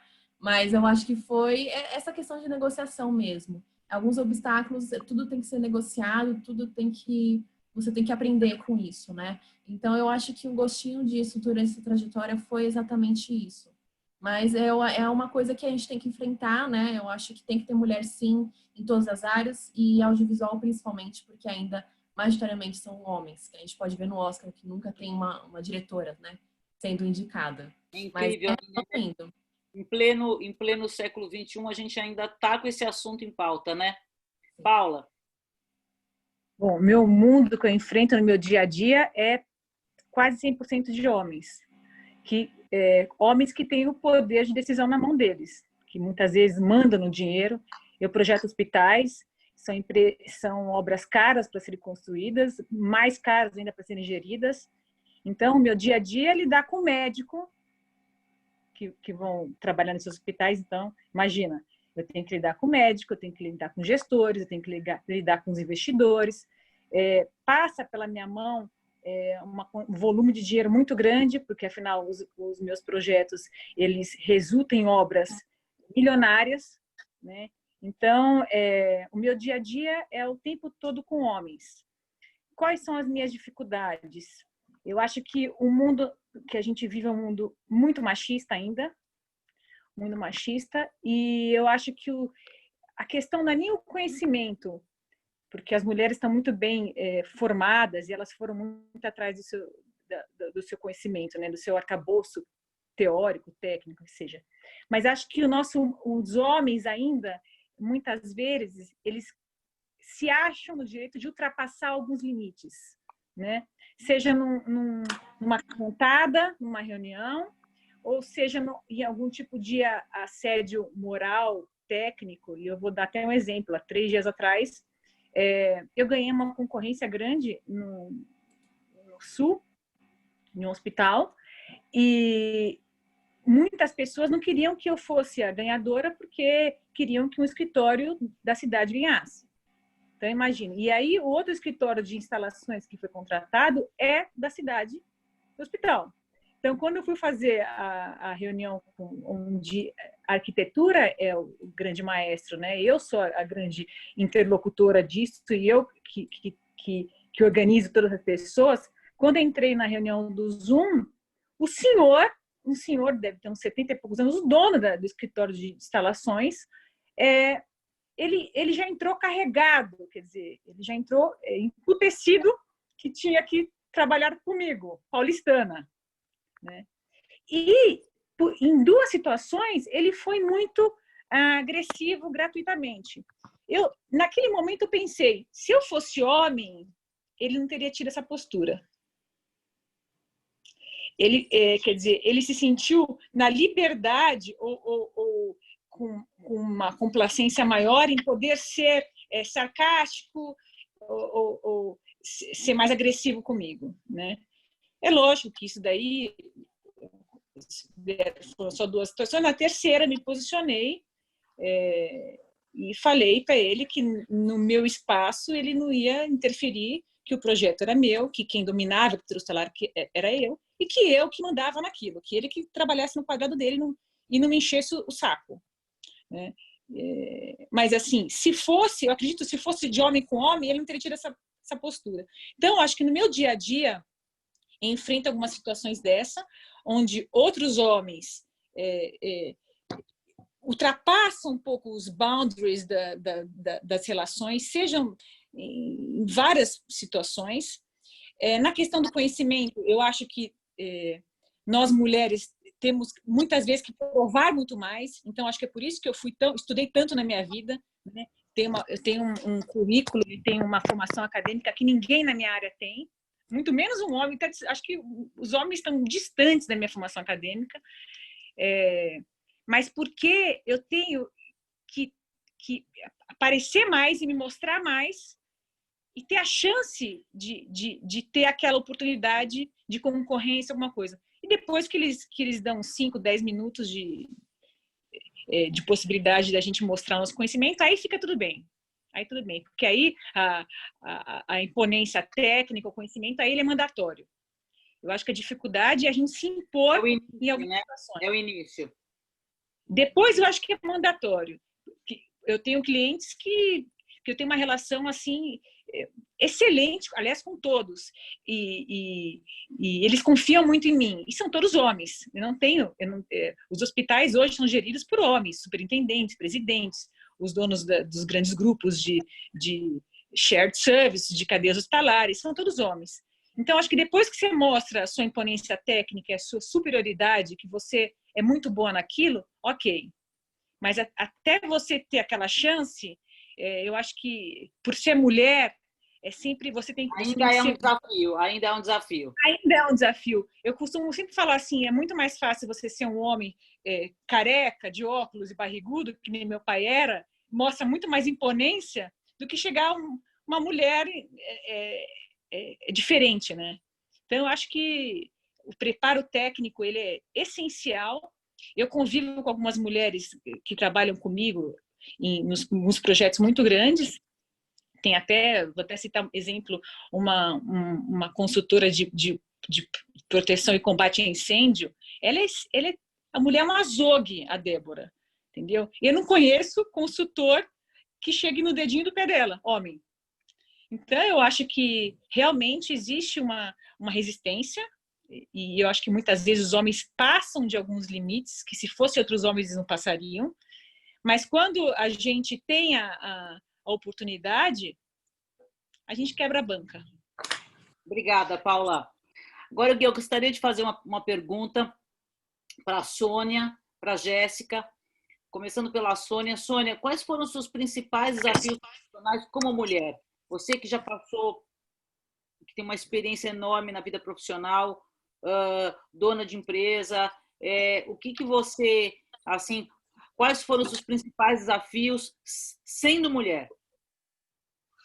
Oi, eu talvez por estar numa família tão grande e por ter uma mãe que tinha esse espírito de empreendedora, eu não tive tantos desafios como mulher, porque eu também nunca dei muita bola para isso, sabe?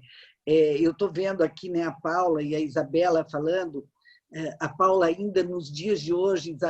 Ô, Paulo, espero que não tenha sido em Santa Catarina essa tua experiência aí, dessa grosseria, porque ainda não tem, foi. Parece que tem que se provar 2 ou 3 vezes que você realmente é a melhor e tal. Na minha família, talvez em algum momento eu tive, ou mesmo no mercado, mas eu não dei muita importância, não. Eu fui à luta, né? Como eu acho que a Paula vai à luta, a Isabela lá numa sala de 30 só 3 mulheres. Incrível isso nos dias de hoje ainda, e eu acho que a gente tem que fazer isso, seguir em frente, ouvir, mas eu nunca dei muita importância para cenas. Eu lembro que uma vez eu estava fui numa reunião, num evento grande e tal, e só tinha eu de mulher. Daí eu entrei num grupo, comecei a falar, um deles falou assim, você pode me trazer um café? Eu falei, oi? Daí o outro disse, você sabe quem ela é? Ele falou, não, eu achei que ela servia gente. Daí eu falei, não tem problema. Eu fui lá, busquei o café para a pessoa, entendeu? Porque na cabeça dele, se você está num evento grande, você vai ser recepcionista, vai ser... É tão absurdo isso nos dias de hoje ainda, né?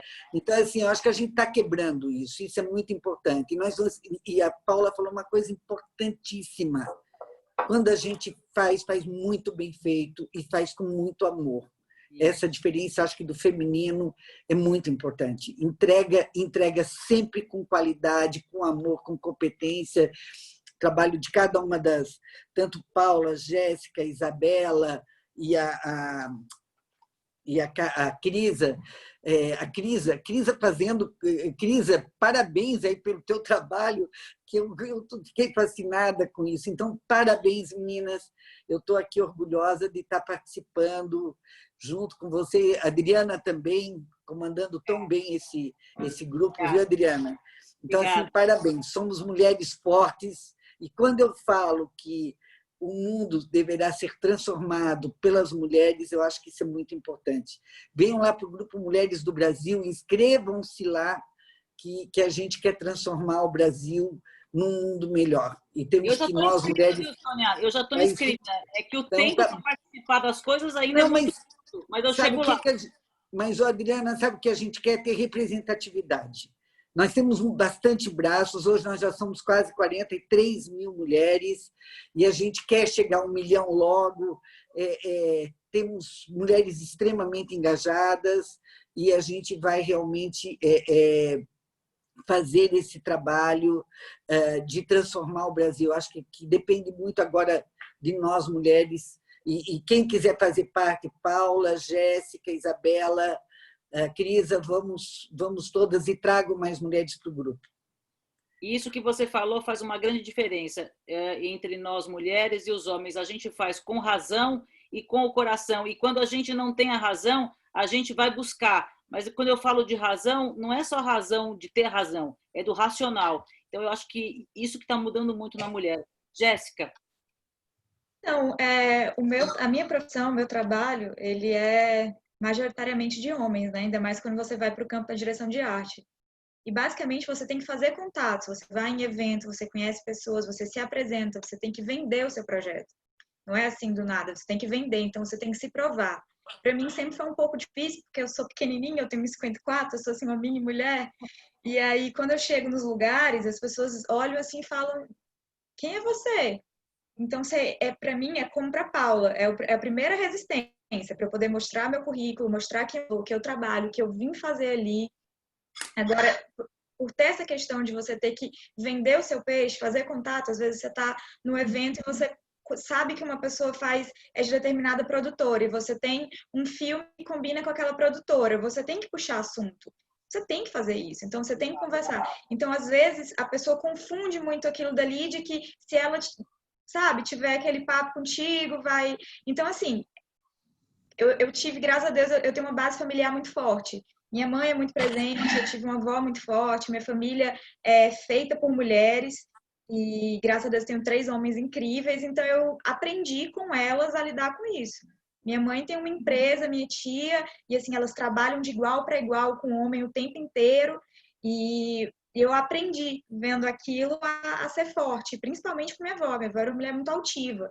Então, assim, eu acho que eu tenho 54, mas eu aprendi a me colocar no meu lugar. Eu estudo muito, eu trabalho muito, então eu não deixo que ninguém... Os melhores perfumes estão nos pequenos frascos. Existe um ditado que fala que as mulheres pequenas são as piores. Não, tem um livro que eu estou lendo, a Helena Rubinstein, né, que foi que inventou a beleza do mundo, foi uma mulher muito à frente do seu tempo, fazem mais de 100 e tantos anos, ela tinha 1,47 m. Você tem 1,54 m, tá ótimo. Tô alta.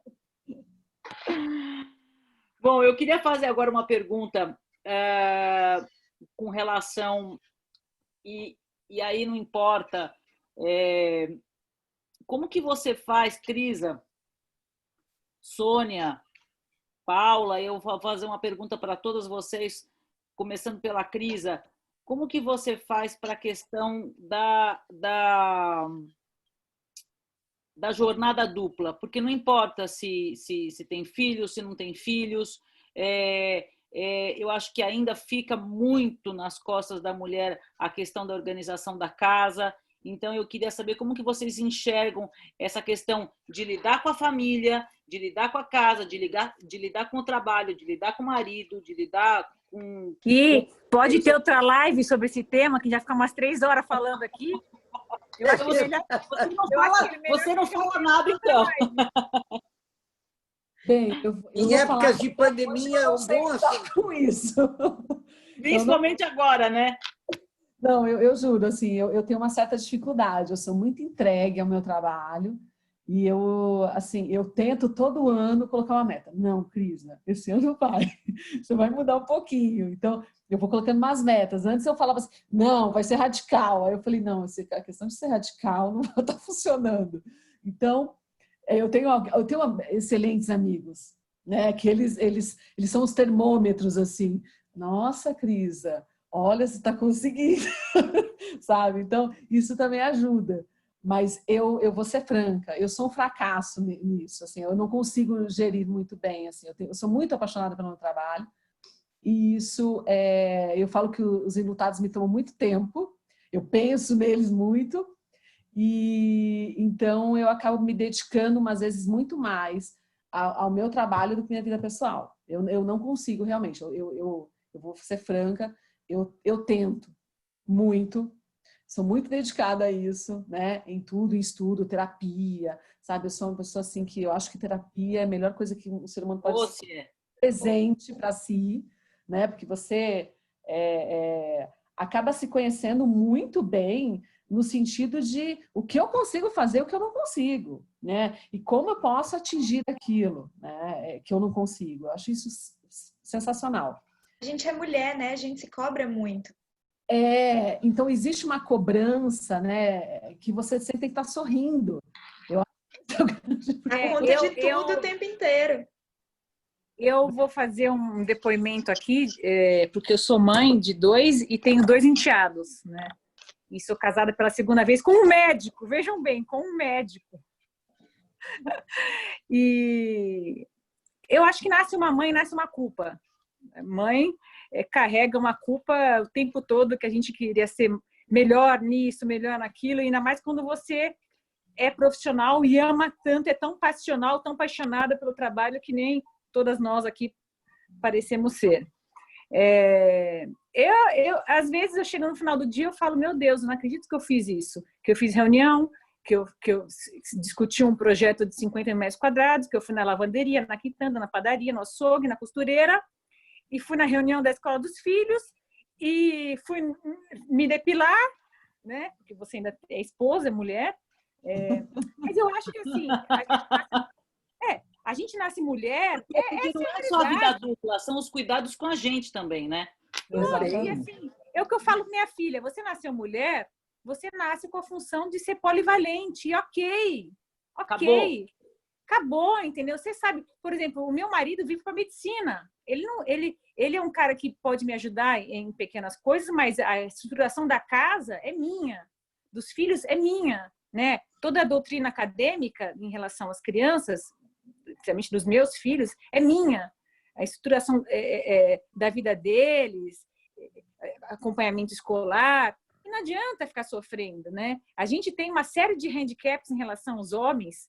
Nós somos ótimas, mas a gente tem essa questão que a gente carrega e acabou. E eu acho que isso faz parte, no fundo a gente ama. Eu acho que o dia que eu estou mais tranquilo, eu falo, nossa, tem uma coisa errada aqui. Eu acho que a gente acaba nem discutindo mais tanto isso, porque isso já faz parte da nossa vida. Eu queria abrir também algumas perguntas para as pessoas que estão nos assistindo. Eu estou vendo aqui que o Valdir, ele comenta bastante, ele escreveu: lamento que vocês tenham que ainda enfrentar um mundo machista, mas sempre vencerão pela competência e pelo amor que fazem. Obrigada, Valdir. Obrigada, Valdir. O Elias está falando com a Sônia, que o meu marido está aqui no meio da palestra, nem sabia. Sônia, adoro o seu jeito com o ser humano, parabéns. Paula, parabéns, amiga, saudades. Beijo, Elias. E olha, o marido da Paula também está aqui, o marido é nota 1000.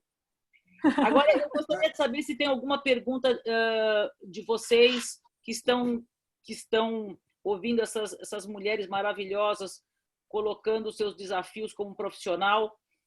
Vocês aqui podem... no Q&A. Tem aqui no Q&A, Adriana, você pode pegar. Já tem ali 2 que a gente separou. Q&A ali embaixo, na barrinha. Já achei aqui. Ah, tá ótimo. Tem um participante anônimo, ele coloca o seguinte: fico feliz com a história incrível de tantas mulheres na linha de frente no cenário corporativo. Apesar de ter sentido falta mulheres negras para acrescentarem no debate, se tem razão, a minha pergunta é direcionada à governança corporativa. As mulheres que já participaram de conselhos ou comitês de alguma companhia, como era a presença de mulheres nesse ambiente? Olha, eu faço parte de conselhos e de vários. Normalmente tem uma ou no máximo 2 mulheres. 80% dos conselhos, 80 não, pelos dados hoje que temos, 94% das empresas ainda são homens. Tem um grupo maior de mulheres que são as donas e são as proprietárias ou sócias das empresas. Mas ainda hoje, talvez 94% eu estou exagerando, mas 80% com certeza. O que está acontecendo hoje? O Morgan, não, um dos bancos, grandes bancos mundiais, falou que só vai fazer investimentos em empresas que tenham, no mínimo, uma mulher no board.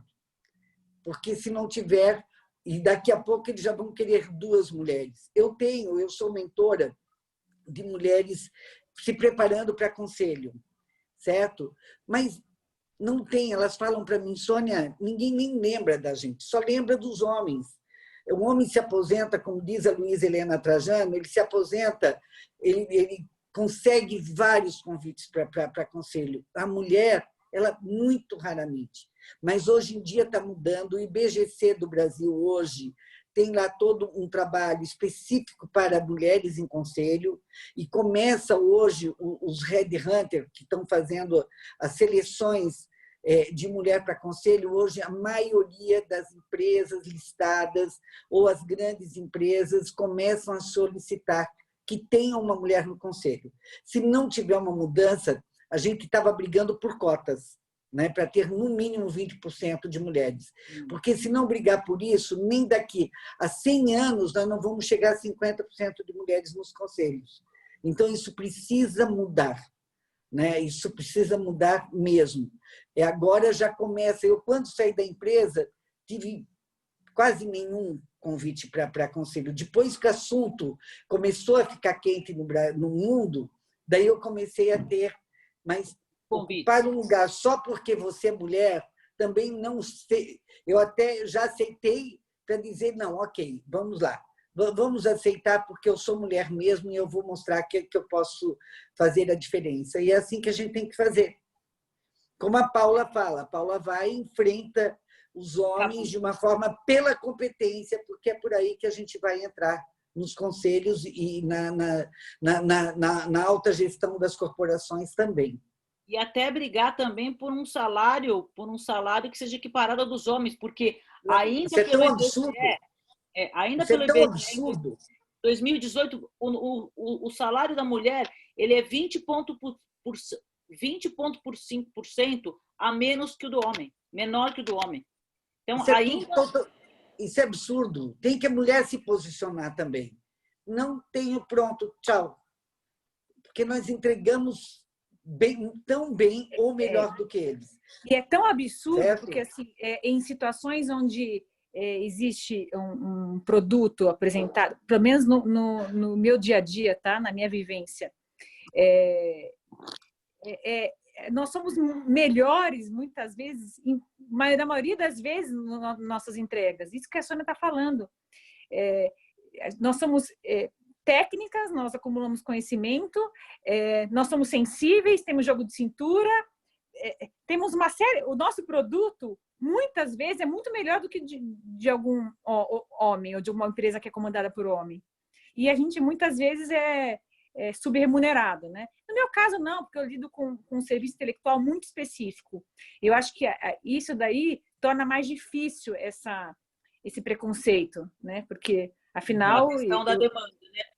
pela questão da E demanda. afinal é uma expertise muito, muito, muito é uma expertise muito, muito, muito específica. Ou seja, tudo bem, o cara não quer me contratar, quer contratar outro, vai contratar um produto uma condição inferior. Então, quer dizer, eu posso me colocar numa posição dessa porque meu produto é um produto, a minha estratégia é porque tem poucos concorrentes, né? Então, eu consigo me sustentar nisso. Mas que eu acho que o nosso produto, quando as mulheres querem fazer uma coisa, elas fazem uma coisa muito mais completa. Bom, no meu escritório só tem mulheres, 100%. Né?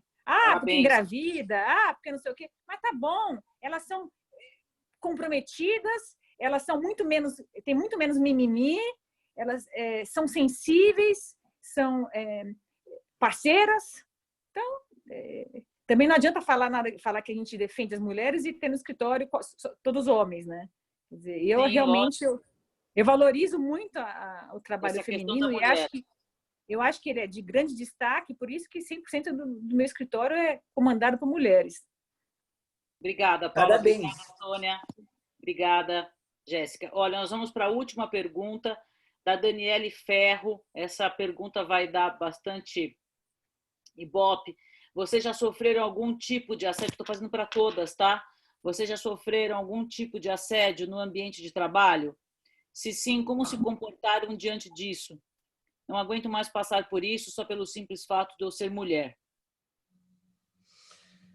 Posso falar? Posso falar? Eu tenho um caso que eu me calei durante muitos anos. Eu tenho um caso que eu me calei durante muito tempo. E eu não percebia que era assédio. Isso era o mais interessante. Eu não percebia que era assédio. E eu só comecei a perceber que era assédio quando eu me senti incomodada. E eu fui fazer, eu sempre fiz terapia, e eu sempre fazia terapia com mulher. Sempre. Eu fiz poucos momentos de terapia com homens. E eu mudei de terapeuta. Por uma sensação. Falei, eu quero fazer... Eu acho que eu preciso de visões novas, eu acho que eu preciso trabalhar o masculino, então eu vou fazer com homem. E peguei um super profissional, né, que está comigo, e aí a gente conversando do meu dia a dia no trabalho, e é claro, ele não me falou, né, ele me deixou chegar à conclusão como um bom terapeuta, e quando ele me deixou chegar à conclusão, depois de mais ou menos uns 8 meses de terapia, eu entrei numa depressão de 1 mês, assim, porque eu não conseguia me ver naquela situação.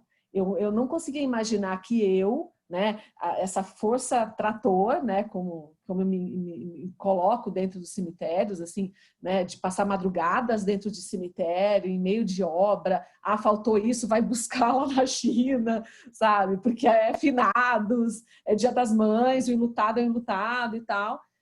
Aquela força, aquela garra, tá sofrendo assédio sexual e moral, né? E aí, quando eu percebi isso, foi para mim um choque muito grande. Eu não imaginaria. E aí, a grande questão do assediador é essa, né? Ele não vai pegar aquela pessoa que é frágil, né? Aquilo para ele não é um prêmio. O prêmio para ele é pegar aquela pessoa que ele não conseguiria pegar. Então, eu falo assim, eu dou um alerta, principalmente as meninas que estão começando, que fiquem atentas, porque, olha, eu sou uma pessoa extremamente atenta a isso, né? Eu sou uma defensora, né? O meu escritório não é completamente de mulheres, porque agora a gente tem um homem. Coitado! E às vezes eu falo assim, não, porque... Travou um pouquinho de novo ela. Com a gente, ele entende as nossas loucuras. Ai, que pena, tá travando.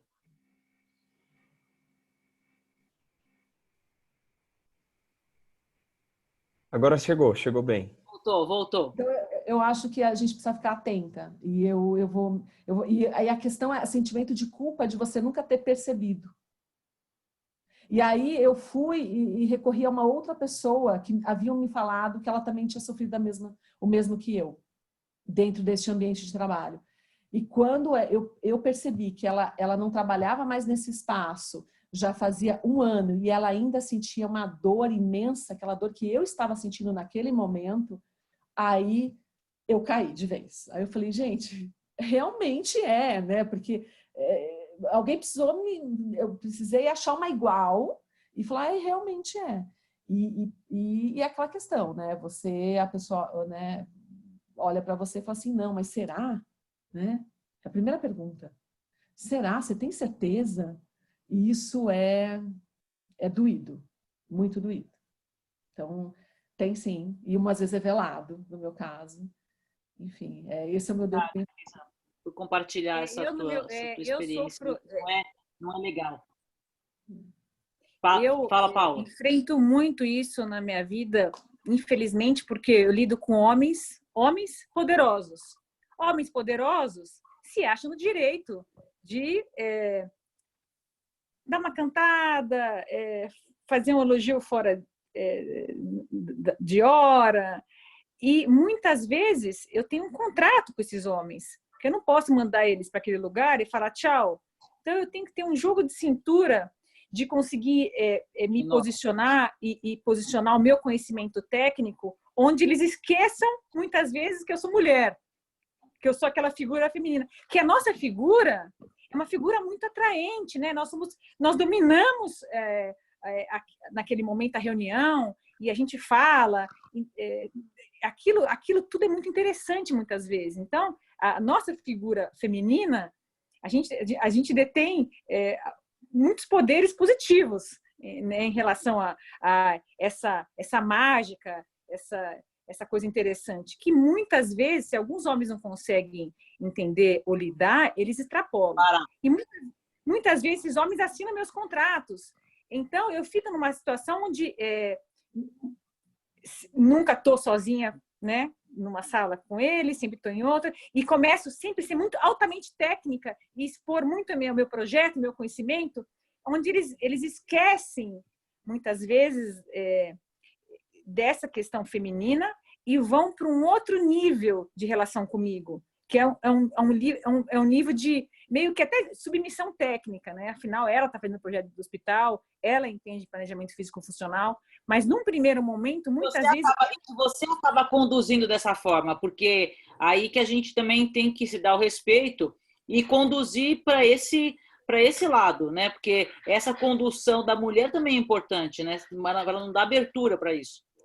Sim, mas eu acho o seguinte, eu acho que nós, que nem quando você vai dar uma aula, os alunos, ou se tem um professor que é muito interessante, porque não interessante na questão do atração, mas interessante que ele detém aquele conhecimento, então a pessoa articulada, então tudo isso tem um charme a mais. Então, e a mulher que detém um conhecimento, por exemplo, vocês todas, a Sônia então nem se fala, imagina num board falando da experiência dela, isso tudo tem uma mágica. É interessante ver mulheres poderosas falando, dominando.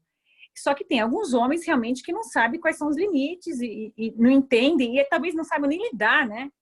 A gente está falando de pessoas que não sabem nem lidar. E cabe a gente realmente... Olha, nós temos mais duas perguntas aqui. Nós temos uma pergunta aqui da Amanda, na verdade não é uma pergunta, é um comentário. Os homens sim podem ter sucesso e ser reconhecidos, mas as mulheres precisam no mínimo ser reconhecidas como igualdade e ter voz. E isso no dia a dia é muito difícil, porque além de termos excelência e provar sempre isso, temos que provar sempre isso. Parabéns a vocês, todas as mulheres empreendedoras, e seguimos nessa luta. Obrigada, Amanda. Obrigada. Tem mais uma pergunta aqui da Esther Pérez. Você já tem ou vê cenários palpáveis para a inclusão de mulheres negras em espaços que vocês têm poder de decisão e influência? Eu acho que é um tema... eu acho que essa pergunta é muito pertinente, que a gente está vivendo um momento muito triste essa semana, né, com todos os acontecimentos que nós tivemos aí de racismo.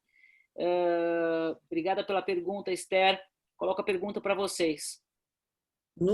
Lá no Grupo Mulheres do Brasil, a gente começou a ver isso, né, da mulher negra invisível, e trazer ela para o palco. Então, hoje, nós temos um trabalho de igualdade racial, e é um trabalho bastante profundo. Estamos de luto, né, com o que aconteceu lá nos Estados Unidos, e acaba que isso doeu no mundo inteiro, porque essa inclusão a gente precisa ter esse olhar. E o bonito do Mulheres do Brasil é que isso hoje faz parte das nossas causas, e não só no Brasil. Como a gente tem núcleos fora do Brasil, está fazendo também parte dos núcleos de fora do Brasil. Então, esse olhar, a gente precisa dar um espaço para o negro, para a negra, dar o espaço da fala, de poder se expressar e poder e ter a condição de crescer também, né? Eu acho que isso é muito importante. Até que a gente não precise mais ter as cotas, né? Porque não precisa, exatamente. Tem as cotas porque não tem espaço. Porque não tem espaço, né? Então, eu não... dar espaço e voz aos negros e negras. Então, acho que isso é muito importante. O Brasil tem 50% da população ou é negro ou é pardo, e nós temos que dar esse espaço e possibilitar a entrada deles cada vez mais, deles e delas, e no mercado de trabalho. Eu acho que isso não só no mercado de trabalho, não é isso, é crescer, né? As universidades com as próprias cotas, mas a partir da pessoa formada, ela tem espaço. Quantos presidentes de empresa negros nós temos no Brasil? Eu conheço uma mulher negra presidente de empresa, que é a Rachel Maia. Da Lacoste. Só. Só que eu conheço. Eu não conheço nenhuma outra. E nem homem. Quantos homens negros tem em conselhos de empresa? Ou mulheres negras em conselhos de empresa? Então, isso é importante agora colocar um olhar muito grande em cima disso para mudar e para sair de como a gente está e partir para um outro mundo, não olhando a cor, né? Olhando realmente as suas competências, o que pode entregar. Eu acho que, assim, a Sônia está falando da vivência dela, dos conselhos, eu acho que a coisa vem antes. Por exemplo, eu não recebo um currículo de negro para trabalhar no meu escritório, ou seja, quer dizer, será que essas pessoas têm acesso? Na faculdade também, é isso. Não tinha ninguém, então essas pessoas não estão tendo acesso, inclusão, isso que está falando, né? Não tem como elas chegarem aqui se elas não conseguem chegar aqui, né? Fazer uma faculdade, fazer uma pós-graduação, acumular conhecimento, concorrer a uma vaga e crescer na vida profissional. Por as cotas, não tinha outro jeito, porque nem a mulher ela tem esse acesso, como a Sônia falou, nós vamos ter que impor as cotas de 20% para os conselhos, assim como nós tivemos que impor as cotas para a universidade. Da universidade pública. Sem dúvida, é isso aí. Olha, a última pergunta, vocês acham que dá para desvincular o mundo profissional do mundo acadêmico? Acho que essa pergunta é mais para a Paula e para as meninas, viu? A minha formação é densa em academia. Eu fiz mestrado, vou fazer meu doutorado e dou aula desde sempre. Eu acho que em algumas situações, algumas carreiras, a academia retroalimenta o desenvolvimento profissional, porque quando você dá aula, você tem que dominar aquele assunto. Então, quando você está ensinando alguém, é porque você realmente domina aquele assunto. Então, acho que em algumas situações isso são interdependentes e é essencial você ter, sim, uma titulação acadêmica, porque isso significa que você foi atrás de um conhecimento muito específico, que poucas pessoas detêm. Eu acho isso, sim, interdependente em algumas situações. Na minha área, isso é essencial. Acho que eu poder dar aula de arquitetura hospitalar, dou aula para presidente, para superintendente, dou aula na GV, dou aula no Einstein, significa que eu domino aquele conhecimento e que eu realmente consigo ensinar as pessoas. Até mesmo porque eu acho que quando você está ensinando, você morrer e levar embora seu conhecimento, isso é muito egoísta. A gente tem que passar para as pessoas, tem que ensinar, né? Isso daí, a informação, o conhecimento tem que fluir entre as pessoas. Então, eu acho que são situações interdependentes em algumas carreiras, principalmente na arquitetura. Eu acho que na minha também, eu trabalho com audiovisual, eu faço mestrado. A vida acadêmica, acho que está na minha vida mesmo, a pesquisa desde a faculdade, é a minha maior paixão. E a minha dúvida era essa, se eu ia conseguir ter uma carreira profissional, estar em campo e ter a minha carreira na docência. E acabou que uma hoje alimenta a outra na minha vida. Da minha pesquisa de projeto de mestrado, eu tomei outra vertente de escrita, eu me vi em outra linguagem, eu entendi a importância da linguagem na mudança das minhas plataformas. Então, assim, alimenta muito. Então, assim, quando eu estiver em sala de aula passando aquilo para os alunos, a minha experiência em campo vai contribuir muito mais do que se eu tivesse só uma experiência acadêmica. Porém, a experiência acadêmica também é bárbara, a academia é bárbara. Então, assim, para mim... A academia revigora. E quando você ensina, você aprende muito. E é uma troca muito grande com pessoas, que é o que a gente gosta de lidar, com pessoas. Eu acho que isso é o grande diferencial, né? E não necessariamente você precisa vincular uma coisa a outra, mas se você puder, é maravilhoso. Claro. A comunicação é bem isso mesmo, né? Eu acho que está sempre mudando a forma de comunicar as pessoas. Eu acho que hoje a gente tem muito jeito, né? A gente vê que todo mundo mais ou menos comunica nas redes sociais, né? Então isso a gente percebe que é importante na faculdade já ter esse ensinamento. Às vezes você tem que procurar um curso, alguma coisa com esses influenciadores. Eu trabalhei em assessoria, a gente fazia às vezes evento com influenciador e não com jornalista. Porque está mudando mesmo. Então, a gente precisa aprender. Então, acho que vincula nessa parte para a gente se transformar como profissional e entender as mudanças no mercado. Obrigada.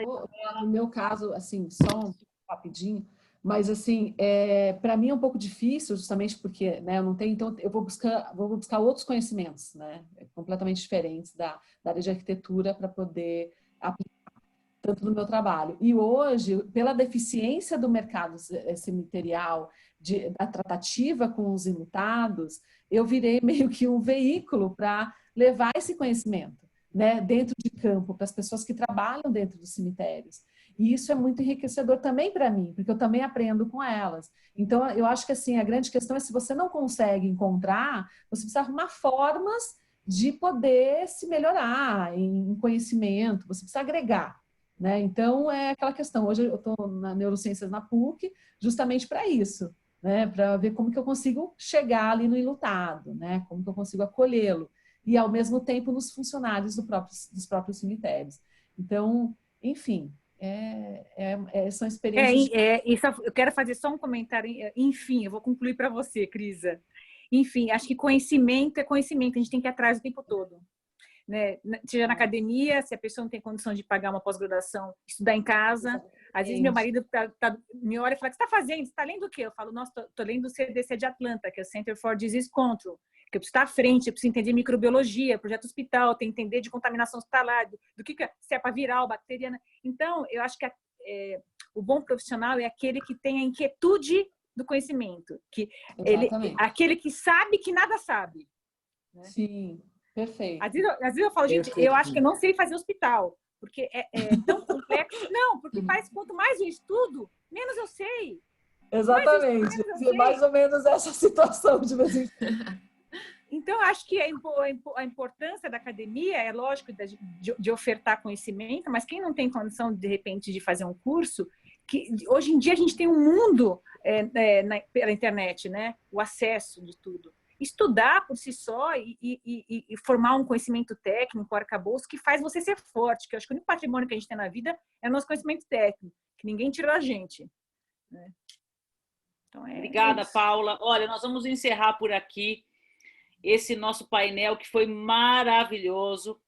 Eu amei estar com vocês, foi muito importante, foi muito rico, e a gente percebe que a educação está acima de tudo. Por isso que estar nesse meio é o que me faz mais feliz, que é estar no meio da educação, né? Muito obrigada por recebê-las, muito obrigada pela contribuição, Isabela, Jéssica, Crisa, Sônia, Paula, muito obrigada de coração. E o Dario acho que vai querer fazer uma fotinho com a gente, né, Dario? Quero você aqui também com a gente. Muito obrigada, viu? Obrigada, gente. Obrigada. Obrigada pelo convite, Belas Artes. E eu aproveito para reforçar que a Semana de Carreiras acontece, aí continua. Amanhã teremos ainda uma última palestra. A gente agradece muito a todos vocês, todo mundo que participou, os comentários que as pessoas trouxeram. Acho que teve muita coisa interessante. Foi maravilhoso estar aqui, né? Ver esses bastidores hoje, ver vocês Guilherme fazendo Bryan acontecer. estava aqui com a gente também. Ele estava, registro aí a presença dele. Então foi muito bom, enfim, estar com vocês. Eu vou apagar um pouquinho aqui a câmera agora para sair a foto oficial aí de vocês. Mas você fica aqui também. Primeiro eu vou tirar você que está aqui, depois a gente tira nós. Então eu vou encerrando aqui a transmissão, né? Mas a gente continua aqui ainda no evento. Obrigada, gente. Você vai